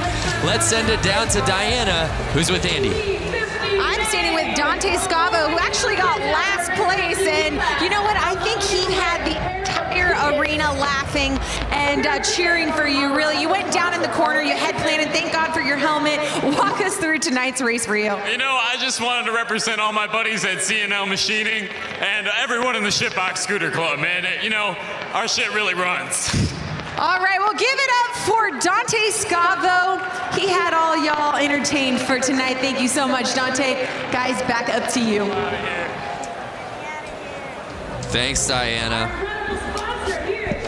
Make this your year to ride. Learn from the experts and get 50% off the Harley-Davidson Riding Academy. There's a new rider course. Use the code right now. We're giving you the code. RIDE50. Limited quantity available. The offer ends 3/3. That's March 3rd. That's just 3 weeks away. Less than 3 weeks. h-d.com/learn to ride for more info. Get 50% off, Lance. Head over to h-d.com/learn to ride. So here we go, the PW50 main. This is where I started out, on a little PW50. Mine was pink, like you saw that first one. Was it really a young Lance? How old of a boy were you? I was 4 years old. Get out of here. And you see that pink model was from like the late 80s, early 90s. And these bikes have not changed for, I would say, 30 plus years. That is just a testament to these bikes. So if you're thinking about getting your kid out there to ride, PW50 is a great bike, and they haven't changed in years, so you can get an old one, get a cheap one, get your kid out there on 2 wheels, and it's really something awesome for the family to do. Yeah, no doubt. There's a look at our field of 11 riders. We don't have ages on these kids, but they've obviously gotten the bug. I'm gonna guess between 4 and 8. Wow. I'm gonna say 4 and 6, actually. That's just amazing that a 4-year-old Lance Corey was out here. And they're off! And it's the 38 Braxton Jacobson. And look at their setups. It's just like the adults. They have the carpet on the boot. They have little mini boots, mini helmets, mini chest protectors. They are kitted.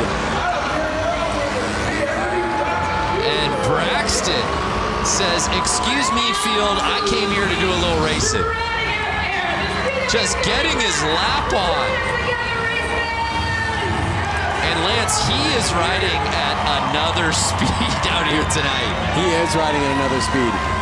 He's looking a little big on the bike, so I'm gonna guess he's a little bit older. But once again, he fits that bike. He's out there racing, and he's having a blast. Perfect form. And the checkered flags are out. And was there any doubt? Braxton Jacobson with a wave to the crowd. What a pro here in the PW50s.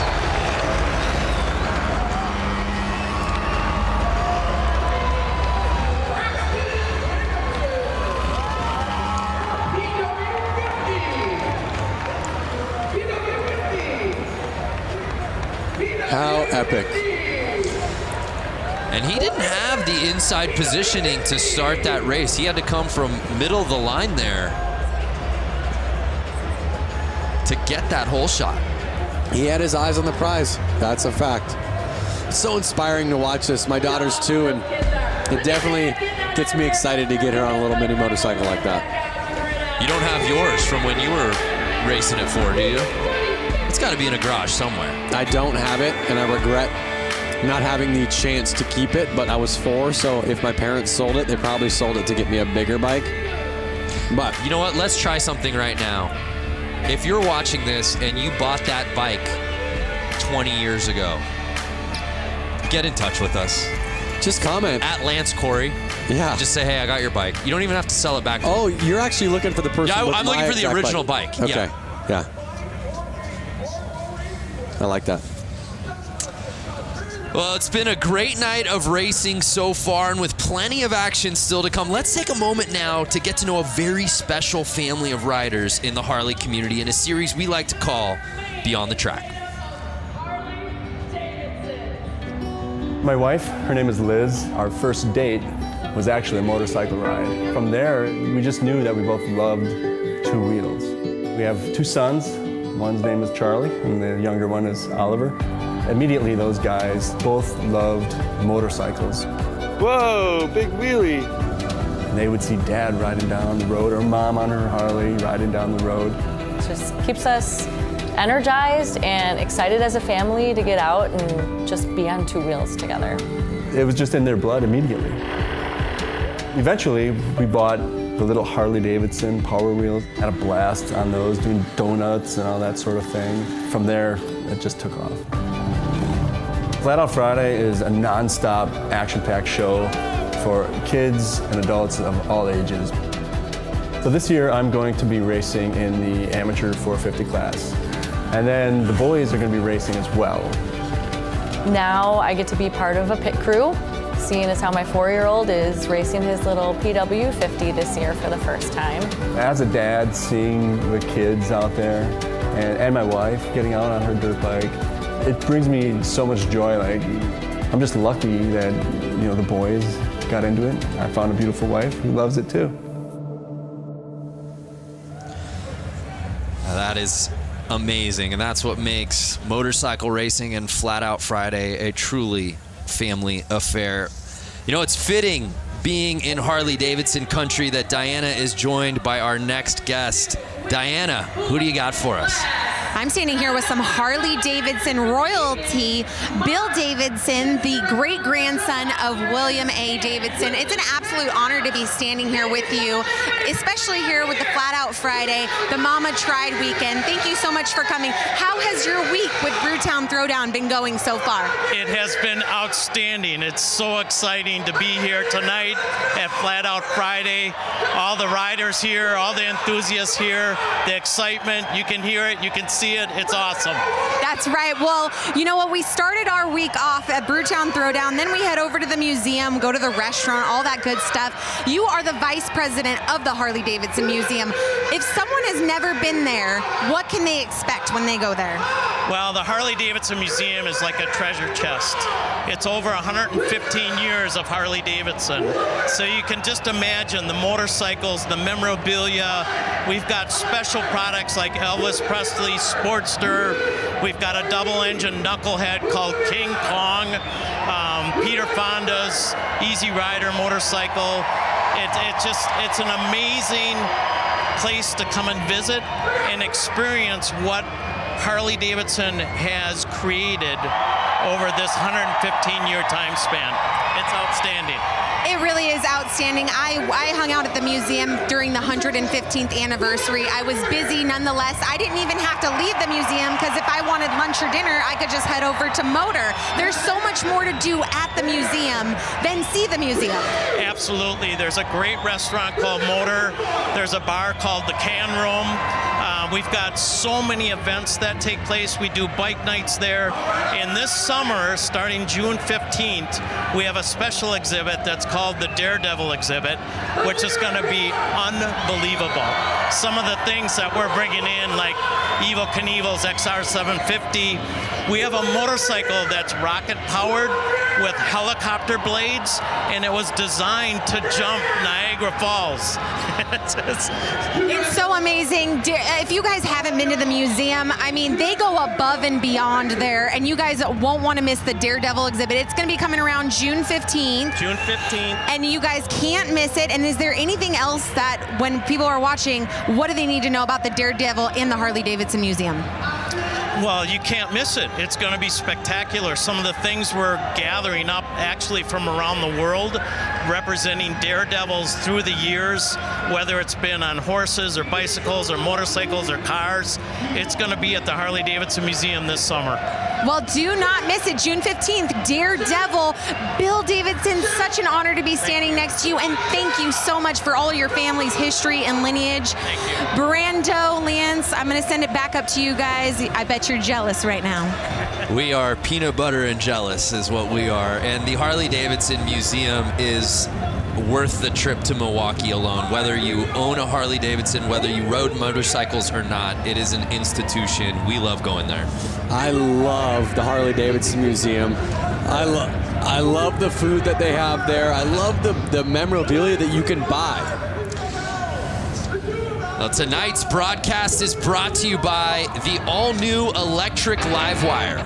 Plug into a new kind of thrill. Discover more at h-d.com/livewire. And by Eagle Rider Rentals and Tours. With more than 150 locations in the United States, rent your dream bike for a road trip across town or across the country. Eagle Rider's the official U.S. provider of rentals and tours for Harley-Davidson Motor Company. Visit eaglerider.com to learn more. Well, the show moves on here at Flat Out Friday as we move on to our next class. It's time for the women's hooligan main race. Let's head back down to Johnny for a little report from the course. Johnny, how you been, man? Just down here watching the action. We got a full class of women hooligan bikes this afternoon. And to me, if you look at these women, there's not many over 5'10". I'm 6 foot, and these things are 500-pound motorcycles. And even me riding them around on the street, I get, intimidated. So these girls are jumping out here, and they're going to put on a show. The racing's going to be really good. Throwing these bikes around like they're mini bikes and make some good passes. I'm excited for this. Yeah, we are too. Well said. What a sharp lineup of motorcycles, Lance. Yeah, I'm looking at the start list right now and looking at the women out there. I see a name that's familiar, Kaylin Thorian. She is a professional skier. Right. Who loves to ride Harley-Davidsons. Clearly. The bike she's on is not even her bike. She flew here, asked to borrow one of the hooligan racers' bikes, so she's out on there on someone else's bike. She loves racing so much, she loves motorcycles so much that she found herself out here sans bike and just said, I'll figure it out. Yep, and she's right there, the number 46. You could see her about five women in. Four women in. Keep an eye on her. Also in this lineup, Hannah Lang, who went down on the final lap in her previous race. 2 down so far. Never a good thing to see on the first lap. They're running a red flag.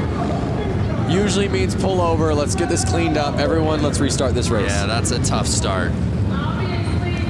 It's never a good thing to see people go down on the first corner. And we've been saying it, though.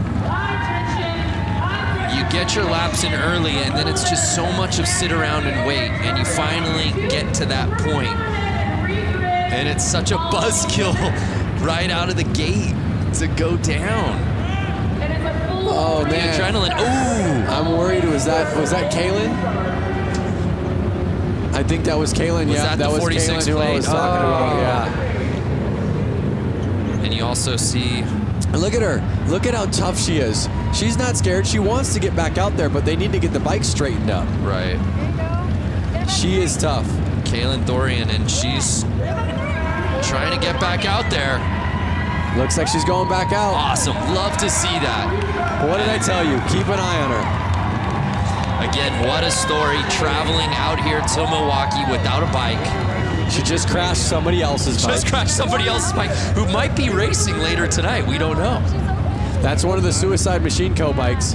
I'm not sure if they made it in the main or not. But you got to be a pretty nice person to, let somebody go out there and race your bike. Again, they're just doing this for fun. Nothing serious. They literally are like, oh, you want to race my bike? Yeah, go race it. And then she just kind of comes like, sorry. I'm sure they're gonna go up to her and go, wow, we're so stoked you got back out there. Look at her. Something's up with her shoulder, but she's back out there. Everyone's kind of cheering her on. She's ready to go. Her adrenaline is just pumping. You know she's gonna be sore. So we'll set it off. Take 2. And really, that underscores the fact that Hannah Lang, much like her previous race, got off to a fantastic start, and she does just that again, grabbing hole shot.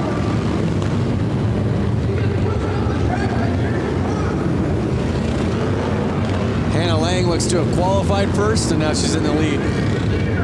We'll see if she can keep that fastest lap time in the front of the track. So she's holding on to the top spot, but she's on the outside. Oh! And she pushes off. That was Lassen. That was Lassen, who was right behind her. Kristen Lassen was pushing hard, but pushed a little too hard.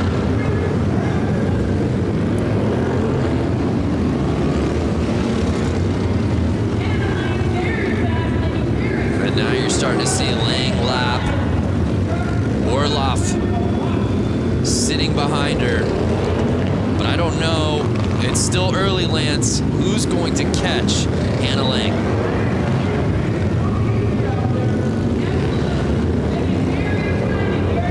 They're a minute in the race. You can already see Lang's got a 5-second lead on Orloff. Leah Orloff sitting in that second position, but she's got so much ground to cover, and Hannah Lang just seems to be getting faster as this final moves on. Every lap, your confidence kind of boosts and boosts and boosts. You're getting more comfortable. You feel the track more and more. You understand the track more and more. As long as you can keep your excitement level down, you can usually hold on to that win.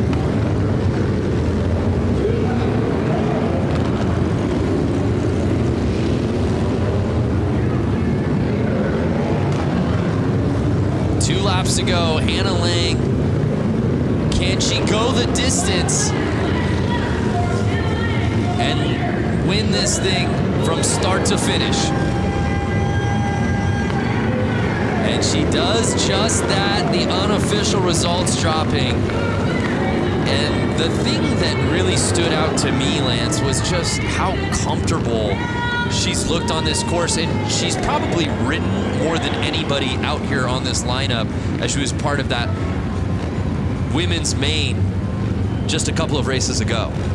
I actually believe I ran into Hannah Lang in the pits, and there was a couple other racers kind of pointing her out, saying, keep an eye on her. She's going to be the one with the win tonight. So I think the whole kind of pit knew it, the whole crew knew it, and she pulled it off. Well, Hannah looked so good in the women's main, but wasn't able to take the top spot. That changed here in the women's hooligan as she takes it.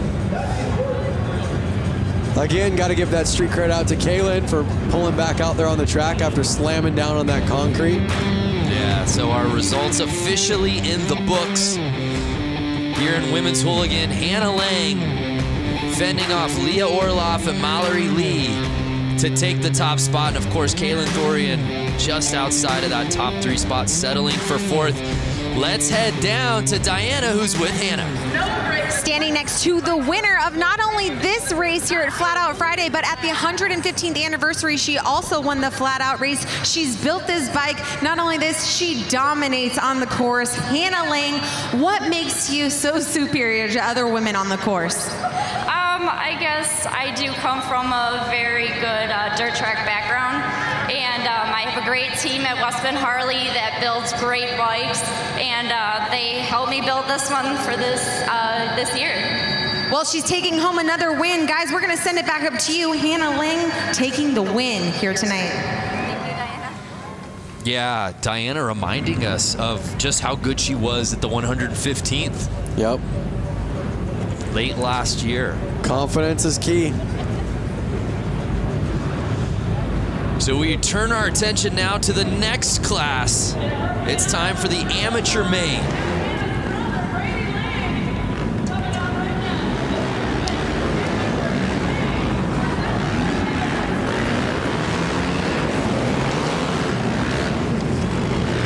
So the open amateur main featuring 12 riders.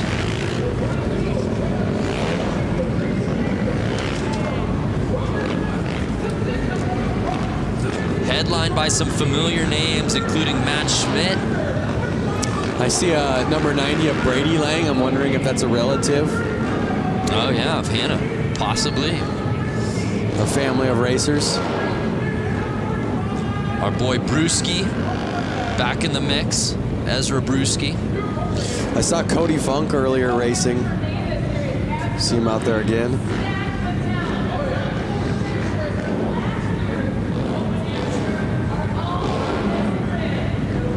lineup set for the Open Ams.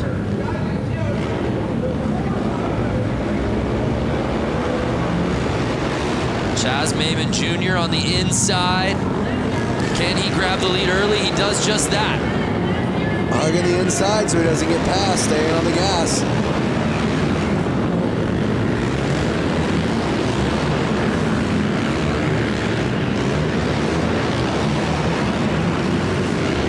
The nerves are up right now, 10 laps to go, and these guys are on the gas. They are wheel to wheel right now. Lang is on Chaz Maimon's heels. Can he catch him? And you see him, Lance, trying to get that inside, but Maimon not giving him any room. They are not letting off. They want to pass. It's such a tight track. It's so hard to pass, but we've seen it happen. It might happen. 6 laps to go. Look at how fast this race is going.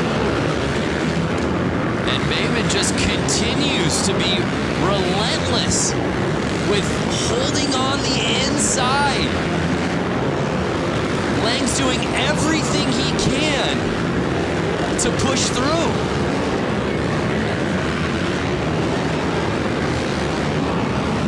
Now, when you're sitting in that second spot, as Lang is, you know the strategy. I've got to get to the inside. I got to get to the inside, and you're not getting it. At what point do you just figure out, I got to make this pass one way or another? Did he make the pass?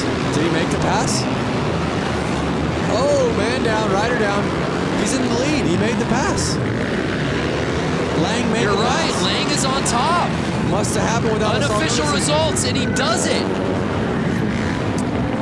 Was that the final lap that he did it? I think those results are a little off. I believe Lang pulled it. Lang is on the 90 plate. Yep. And so he sure looks like he did. Lang wins the women's class. Lang wins the Open amateur class. So what you're saying is when you register for these races, you should write last name Lang. What I'm saying is the Langs trained together. The Lang train. Yep. And they knew exactly what to do. There's the pass right there. Whoa. We said it. All race long, Lang was just looking for that opening.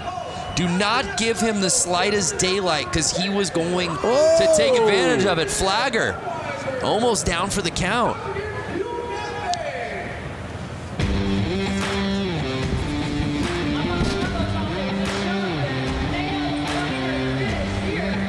So it appeared that Brady Lang, when it mattered most on the final lap, was able to make his pass to the inside. Let's send it down to Diana. Here with Brady Lang, the winner of tonight's Flat Out Friday, but he also won at the 115th anniversary. Now here he won, making a clean pass on Maimon. Walk us through what happened. Well, he was leading, I was working on him, and he screwed up and I took advantage of it. Taking advantage of it. And I know for those of you watching on Facebook Live right now, you can't hear the crowd, but you know what? That one got him good. Is there anyone that you would like to thank and also congratulate your sister, both you guys winning here tonight? Yeah, I'd definitely like to thank Southeast Sales, West Bend Harley, Spectral Oils, Bell Helmets, Trier Distributing, Moose Racing, Promotion, and that's all I can think of for now. All right, congratulations. Another Lang on the podium. Brando Lance, back to you. Brady Lang is an absolute gamer. Diana, next time you ask the winner, I want to know like what they had for breakfast and lunch. Were they so nervous that they could barely eat, or did they load up? Yeah, what was the meal of choice today? Were you a guy? You obviously competed at the highest level at X Games, winning gold. How about nerves? How much did that play for you on race day and contest day? Nerves were huge, and I always tried to eat a super bland meal. I would eat rice, chicken, something that I knew wasn't going to mess my stomach up. I'm sorry, Lance. We'll have to continue this thought in just a second. I'm not quite sure what's happening here. In Milwaukee, hanging out, having a great time. I brought some of my guys with us. We're having a great time watching the riders in the back, watching the races, doing a great thing. We want to thank everybody for coming out tonight. Let you know we got a big show coming up at Turner Hall in September. We got a couple other big shows coming up. We hope to see you guys if you're in town. I want everyone tonight, have a drink, have a good time, get a little rowdy, get a little crazy. It's become rogue down here on the course. Diana, what's going on down there? You know what? I have a little bit of wrestling experience, and this to me looks like a showdown. Oh my goodness. You're so lucky, Brandon, that you're not down here because I feel like they would break you up in their little pieces. Oh, wow. They would just chew you up. Tell me how you really feel. Jeez. Oh no, they're not gonna. Diana, they're not gonna throw him on this table, are they? No. Whoa. Thank you, Milwaukee. Lance, the man has a family, Lance. What did they put in their Wheaties this morning, guys? That's what I want to know. They just threw that man on a table and broke the table. Was that Vance or Lance? Hey now, hey that was now. Lance's alter ego, Vance. You know, that's got me thinking, Diana, Lance. Obviously, these wrestler takeover. What would be your wrestling name? Diana, what would if you're wrestling? What would be your nickname? You know what? I honestly can't even answer that because I don't know. Why don't you give me a name, Brandon, right now? Give me a name. Diana. What rolls off the tongue with Diana? Dirty Diana. Okay, you said it. If you could say it, I could. That would be your walk-in music. Yes. Michael Jackson, Dirty Diana, right? I would even do the little hip thrust, you know, like little pop that he does. Woo! Ow! Lance is quiet. Look, you can't even get a word out. He's just. I was the one that went. Ooh. Oh, okay, you mean Lancelot? Lancelot. I was getting it. And he would be like a night theme, like sort of a middle-aged theme, Middle Ages. Exactly what I was just gonna say. He would come out to the Lancelot music, have a sword. Girls would love him. Diane, how's it going over there? Diane, is that you? Vance and Diane, the alter egos have come out. Oh my gosh. Hey, it's time for some racing. Who's ready for Boonie Man? Boonie, the best race of the night. Boonie Mains. Lance, you love this one. Talk to us about Boonie Main. Boonie Main, basically, they got to be on a pull start bike. It's got to have no suspension. I guess they probably get a rear brake on those things. It's kind of something that you would pull out of your shed with your lawnmower motor in it. It does sound like a lot of lawnmowers.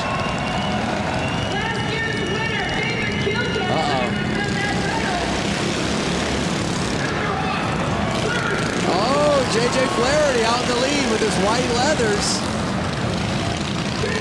JJ Flaherty's a local out here. He is. He didn't make the main for the hooligan class, which I'm sure he's bummed about, but that's why he brought this bike out, because he wanted more laps and he wanted more racing. JJ Flaherty, an absolute fan favorite. I was walking the concourse earlier this evening, and kids were beyond stoked to meet him and get his autograph out here tonight.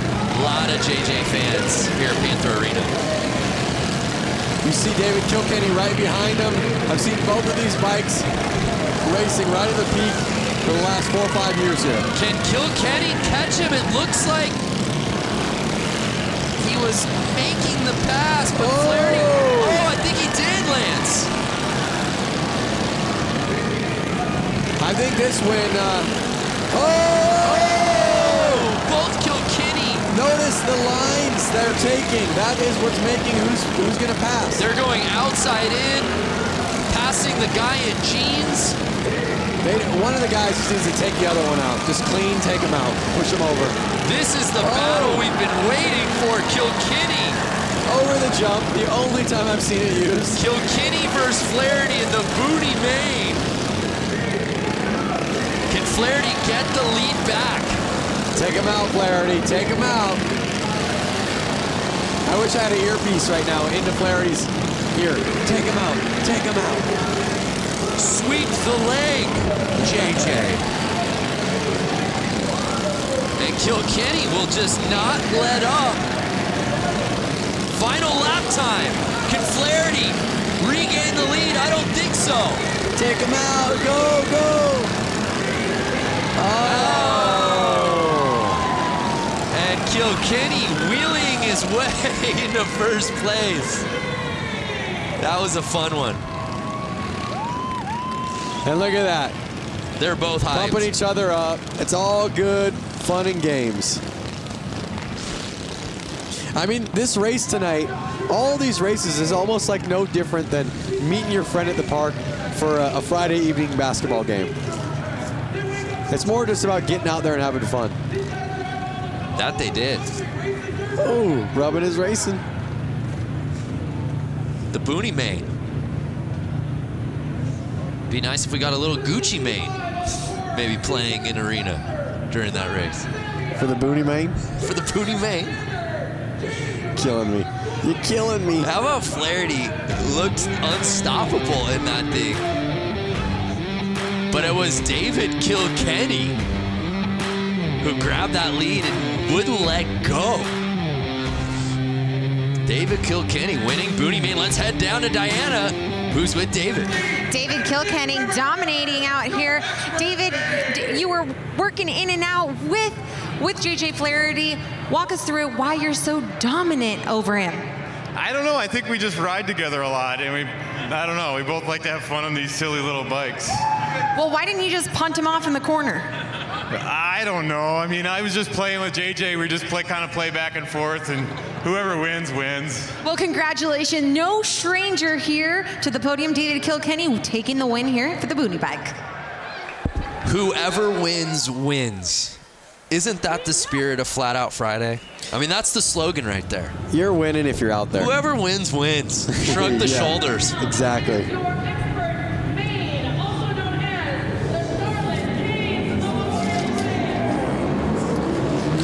Now we're getting into the big dogs, Lance. Expert Maine. That means we've got to bring in our pro, Johnny.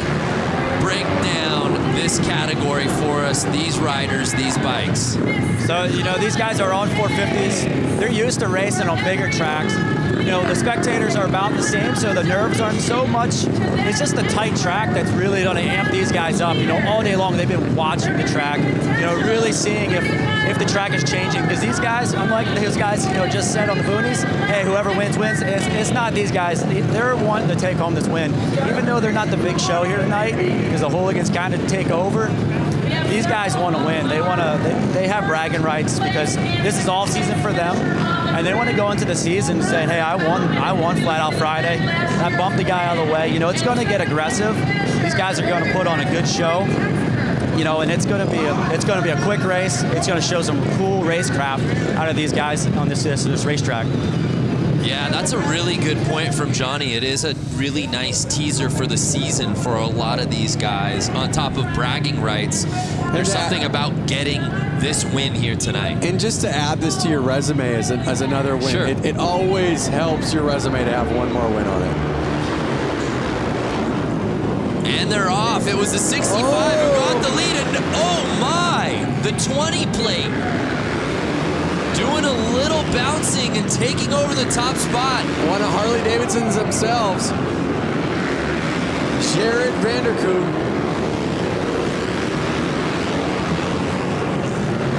You see him. They're already getting into lap traffic. This is going to get gnarly. This is absolute mayhem here in the Expert Maine. These bikes are never standing up at a 45 degree to the ground. They are actually at a 90 degree to the ground. They're at a 45 the whole time.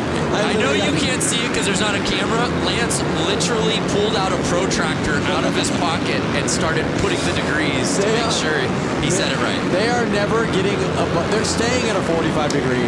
They're never getting even to a 90 degree to the ground. So Vanderkooi in first place. Oh, a little tap. Like, get out of my way. As he's making the this. laps. Bronson Bowman behind him. Corey Texter sitting in third.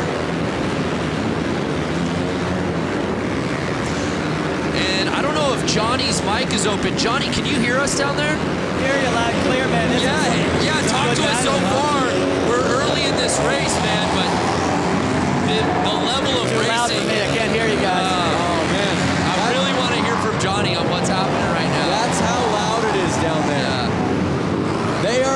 gas. Oh, he's down. He's down. And Vanderkoy going down, our current leader, no! Which creates an opening for Bowman. 22 laps left, though. Still plenty of time. The longest race we've seen tonight, but this may go by the quickest because of how fast they are going.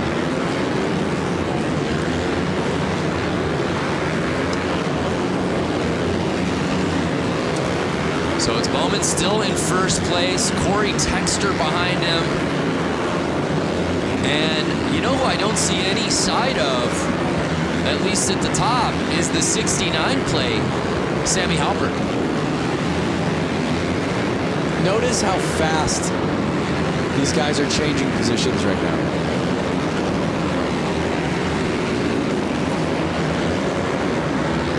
Jared's already back to third place. He's 4 seconds off the leader. Can he reel him back in? And Bowman is just full throttle on this track here tonight. And again, the mentality shifts, right? It was the boonies right before this. Guys just having fun, screwing around. Whoever wins, wins. And the entire vibe has changed. And now I'm on the edge of my seat. Yeah, literally, you are. So Bowman holding off Texter. I'm trying to just pay attention to who's staying in the lead right now.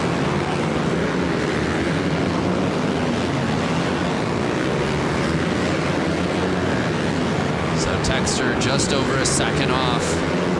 It's really a two-man race. Final 9 laps to go right now. Spotlight is staying on Bowman. But again, credit to Vanderkoy for getting all the way back in. Now he's sitting in third. 8 laps to go. 7 laps to go. You're right, though. In the blink of an eye, we went 25 down to 6 laps. Yep. That 1/16th track will do that to you.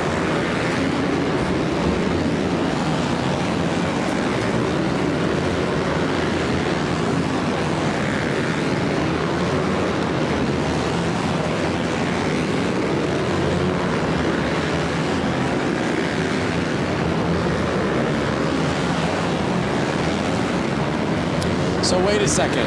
I just had a realization. 1/16th track, right? Yes, sir. So if they're riding 25 laps, they're riding right about a mile and a half. Crazy. In 4 minutes. Just think about how fast that is. That gives you a perception idea of when you go run a mile on your feet. They're riding about a mile and a half in 4 minutes. 4 minutes and 37 seconds. I was told there would be no math. And with that, expert main in the books. And it was Bowman who was able to hold off Corey Texter and the rest of this field. And as Johnny said, bragging rights heading into the season. Johnny, can you hear us? Now let's calm down a little bit. That was some intense racing there. Yeah, talk to us about what went down. Sorry, I lost it there. Now I can hear you again. Yeah, Johnny, just your analysis of that race. As you said, early season bragging rights on the line.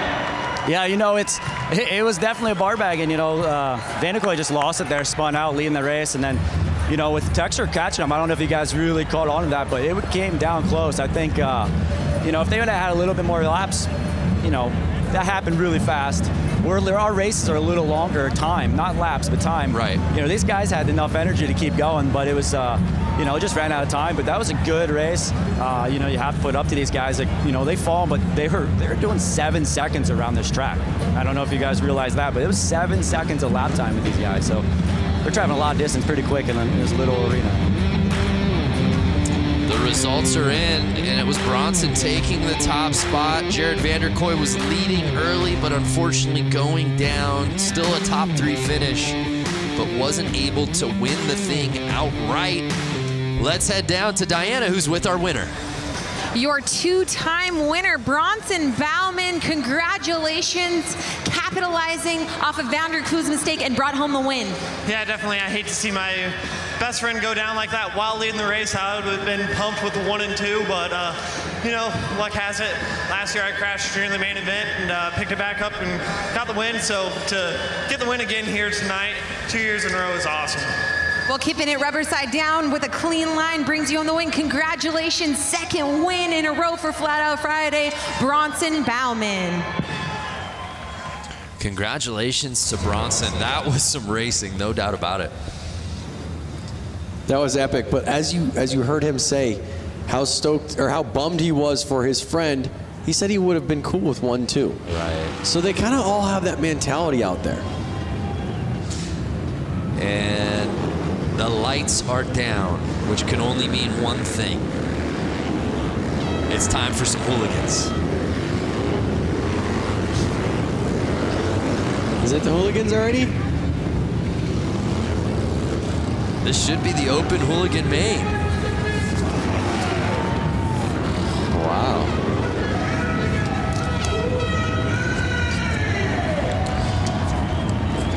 The night is going by so fast. Crazy. I'm like, we're already to the hooligan main? Really the foundation of Flat Out Friday. The spirit of this night of racing is really headlined by this class, Lance. A group of guys that really got this going from Southern California that made it kind of known in the social media world and showed the fun about it and showed that you don't need to take it too seriously. You can have fun. You can build these bikes in your garage. You can work all week. You can go out with your buddies and you can go race. And it's really caught on nationwide and I'm sure worldwide. And it's just so cool to see this class have 100 people sign up for it today. Unreal. So a lot of familiar names in this starting list, and they're off.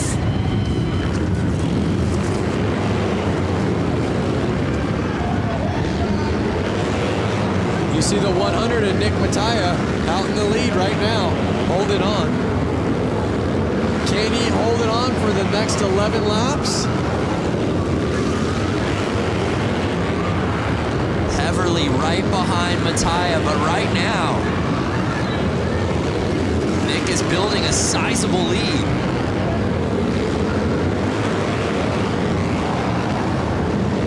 And now Mishler passing Heverly, for right behind Mattia. Can Danny Mishler bring it and try to find an opening?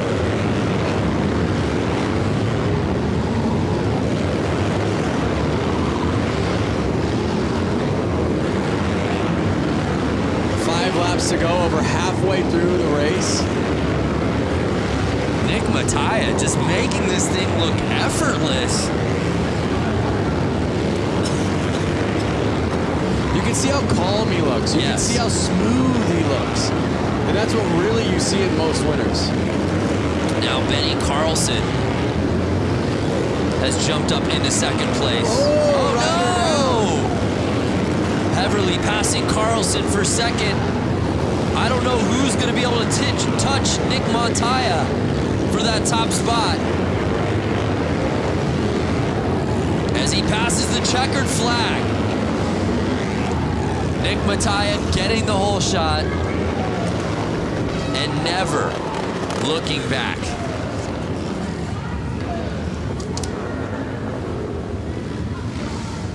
Heverly taking second and Mishler rounding out our top three.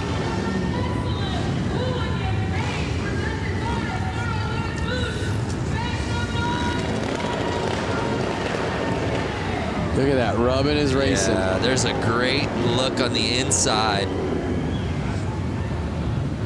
Oh, look at him riding those cones right there.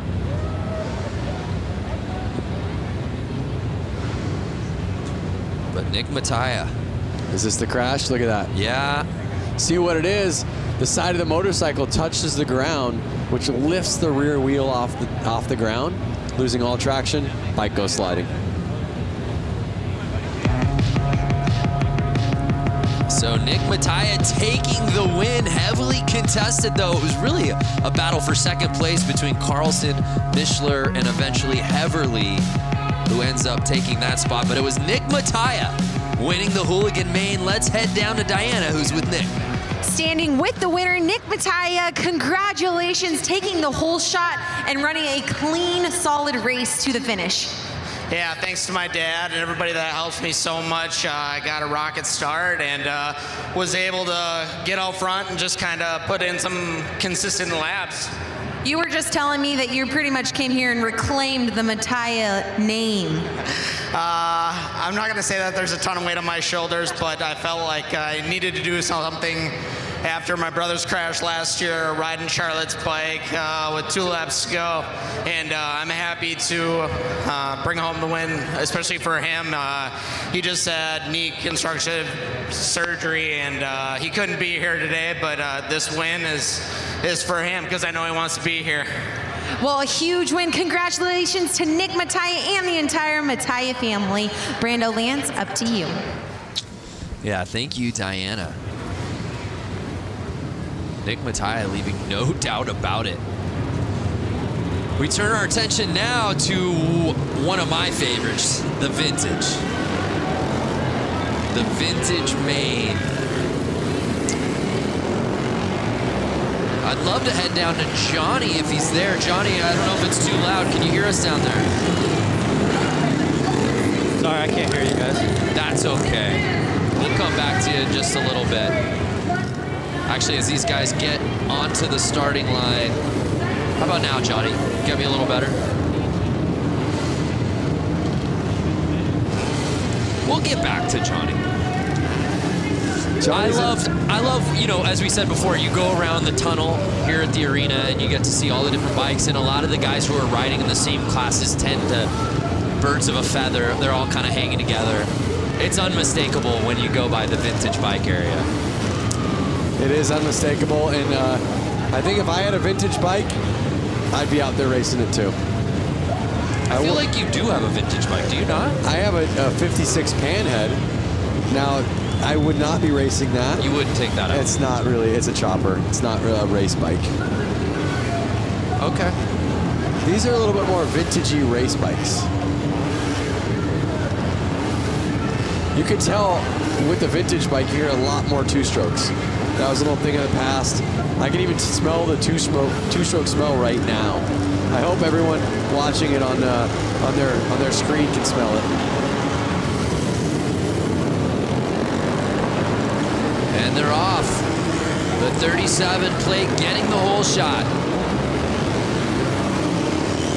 That's Moldenhauer.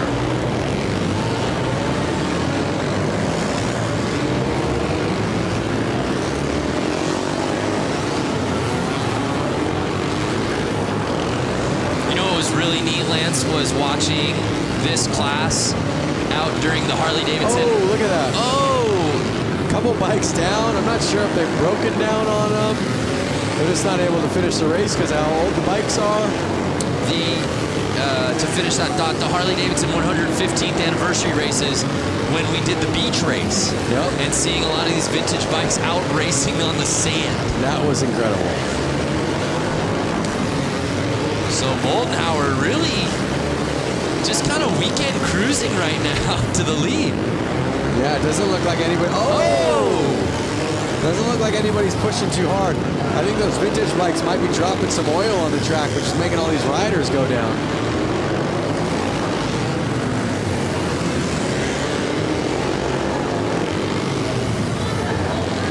So 4 laps to go. Moldenhauer with an easy lead. Girono behind him. He's kind of right on him. It's not an easy lead. Yeah, Girono making it interesting now. He's catching the 0 plate. He's right there. It's a little confusing because you see the 22 on his back and the 0 on his bike, so it was a minute to figure out who it was, but he held on. Yeah, Moldenhauer, you're right. It was just tough because he had built such a lead. You just felt like he was lapping everyone in the field. Yep. But he's able to hold on, and he gets the win.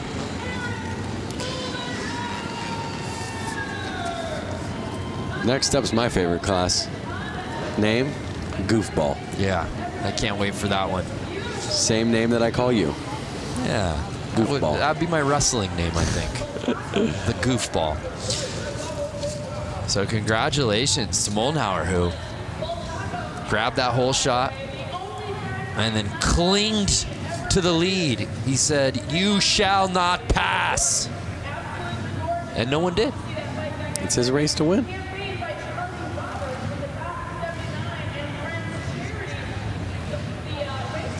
So the final results officially in.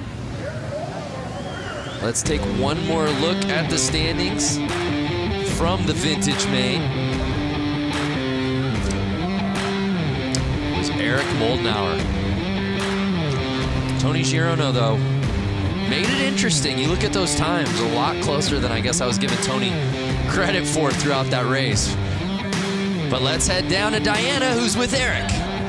Standing with the winner, Eric Moldenhauer. Now, Eric and I were just talking, and this is a pretty special moment for him because he came to Flat Out Friday about 6 years ago, the first ever Flat Out Friday, and it motivated you to come out here and race. Talk to us about it. Well, the first time I watched this, I was sitting right over there, and I thought I can do that. So here I am.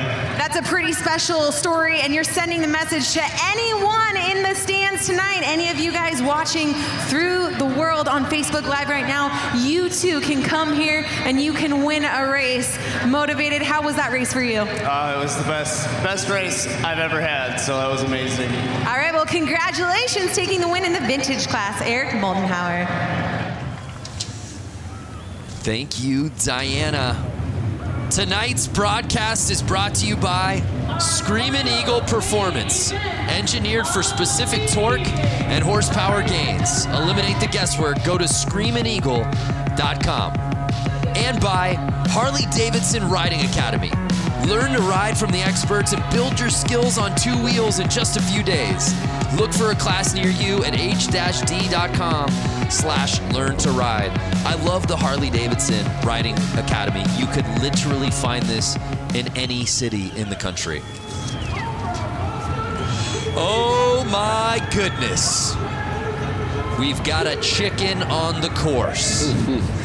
When you see it, you know it's time for the Goofball Main. If that bike in particular looks familiar, it should.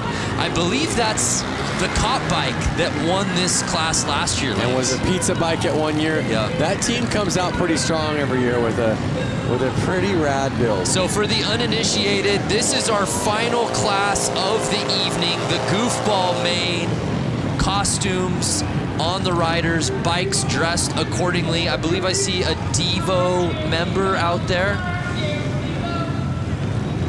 What would you call that with the red cap on him? Yeah, that's Devo. What's Devo? You don't know Devo? No. Please explain to me and the viewers that don't know. Do do do do do. You know the band that sings that song? Yeah. Whip It Good? Yeah. Yeah. That's what they wore. That's the costume. Oh, okay. Yeah. I didn't know that. Oh, did you think that was like such a nuanced thing that only I knew? I have no idea. I see a gorilla out there. I see 2 gorillas. Okay, well, yeah, I see, was that, it looked like Animal from the Muppets. That guy's like getting like a Elton John Vegas show, and then the farmer on the chicken. And how about the back line? I feel like I see an Abominable Snowman. And they're off. Whoa! And it's the boa. The Vegas boa. Yeah, baby. Zastro. Look at him popping wheelies every lap. He thinks he's got it. Well, he's got 14 laps to go, so he better keep it safe. Dude, I'm getting a very 70s Elton John look to Zastro, who's in our lead.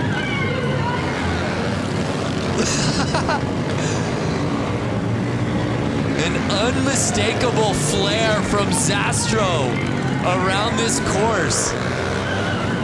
Oh, the chicken! The chicken hit the ground. The farmer could not control his chicken. What's the 3-wheeler doing? Chicken's down. Elvis is running it. Who's going to catch the boas? because he's making his laps. Nine laps to go. I'm kind of hoping he makes somewhat of a mistake so somebody catches up to him. I just hope that he does win it so we can ask Diana during the winner's interview what exactly he's going for on this look. I want that lawnmower. Hey, Diana, can you hear us? I can hear you. I think what I am going to be asking him is just, was Elton his inspiration? I think he's going to say yes. But you know what? I really do have to give a shout out to the guy who's in the red jumpsuit, the number 77, John Dunbar.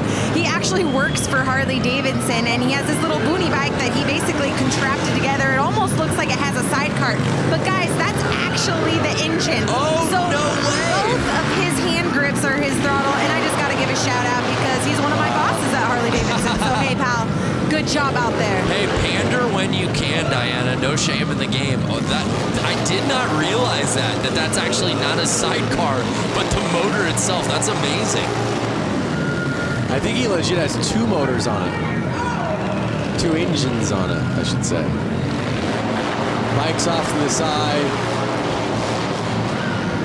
Everyone's being goofballs. And I saw 2 the laps to checkered go.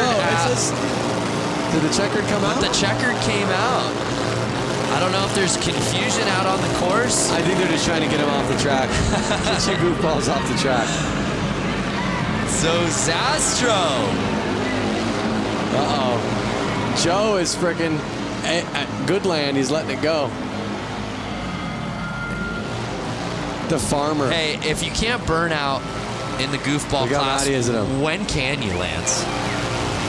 He's trying to shut his bike off. Stop, stop. And you see the police lights shining through the kit. What came first, the chicken or the hen?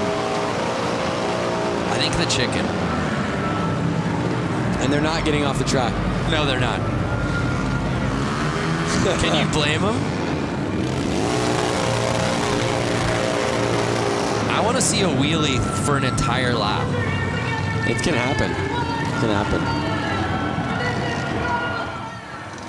So that was awesome. Let's relive that first lap. Look at that save, though. And let's not forget, he being the farmer and the chicken, the farmer in the Dell, won this race last year as a police officer. But it was Zastro in what I believe to be 70s Elton John garb taking the win.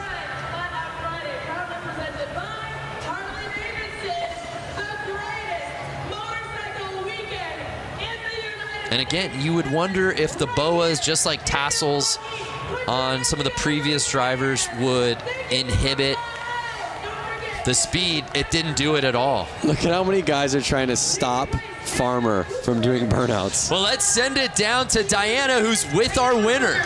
You know, this whole time you guys have been calling him by his name, but it's actually wrong. It's Elton Ron, and Elton here has taken the win. This was a great class, and I just love that we have Elton in the flesh. Thank you. I'm just glad Harley brought me back after 16 years. After 16 years? You haven't been here for after 16 years? No, Harley just brought me back after 16 years. I'm really appreciating it. Well, Elton Ron appreciates Harley-Davidson after 16 years bringing him back. We love Harley-Davidson putting on a great event here. You just put on a whole show for the entire stadium. Thank you, sir. Thank you. I'd like to thank Andy Mock from Motoscoot. He completely did this. I just got back in town. The people that put this on, obviously, and Mike Pence, too. Awesome. Well, congratulations, Elton Ron, taking the win here for the Goofballs. I love it because Ron Zastro got the whole shot, got the lead, and then immediately went wheels up and just wanted to have a good time through that first lap. I just wanted one note from Elton Ron. Just one hit. Just one Rocket Man. Yeah, Rocket Man. What a night out here at Flat Out Friday. I hope you fans watching at home, have you enjoyed it as much as Lance and I have. Let's do a little social recoup if we can. I'd love to see what people were saying that we're watching. Ride with Peaks, 222 in the UK, and I'm hooked. This is amazing. Flat Out Friday. please put my tweet on the Jumbotron. I love racing. That's all I ever wanted. Well, Cold Cucumber. I don't know if it got on the Tron, but you got on the screen on the big show, baby. It's madness here in Milwaukee. Yeah, yes it was. It smells like fast bike bulls in here. What a night It's been so much fun, Lance. Hey, let's head down to Johnny for his final thoughts on the night. Johnny, you made your broadcast debut. What'd you think of your first Flat Out Friday on the microphone? Wow, man, that was, I think that was the way to win the night. The racing all night long was incredible. I don't even know what to call that. I don't know if it was a race or just, you know, it definitely fits the Flat Out Friday motto, you know. And then this isn't even the end of the weekend, you know. All these guys here tonight watching and hanging out, there's still bike shows and all this other stuff going on. So, man, for this event, to come here to see the racing, let alone like having pros and the hooligans, having 100 hooligans split in between 3 classes, you know, now this event is just taking that racing to a whole different level in the wintertime when it's 10 degrees outside. This was an amazing event. Yeah, it didn't feel like 10 degrees inside. Thank you, Johnny. How about Diana Dahlgren, your final thoughts? What's your takeaway from Flat Out Friday 2019? You know what? Flat Out Friday 2019 was epic. And not only that, the whole week and the weekend continues after this. You know, Lance and I, we got to do this amazing bike build-off. We went head-to-head for Brewtown Throwdown. And you guys, the fans, are going to be able to vote come Sunday. Social channels are going to be lit up with our 2 Harleys that we got to build here in Milwaukee this week. You guys are going to have to vote for Team Super Bob. No Vance, you're not gonna win with Team Quick and Sleazy Easy Cheesy. Okay, guys, great weekend, and of course, having a blast with you and Harley-Davidson. So grateful for everything they've put on through the entire week. Thank you, Diana. Look at that, a shot across the bow to you. Go Quick and Easy. Vote for the red bike. Quick and easy. Let's win, baby. So Lance, Corey, it was an amazing night. So many different classes. What stood out to you here on Flat Out Friday? I mean, being a dad myself, what stood out to me was honestly seeing the kids on the bicycles and seeing the kids on the PW50s. And again, they got to race and ride on the same track some of the leading class pros are racing on tonight. What an evening. So much good stuff. Our thanks to our friends at Harley-Davidson. For Diana Dahlgren, Johnny Lewis, Lance Corey, I'm Brandon Graham saying thank you so much for watching Flat Out Friday here from Milwaukee, Wisconsin.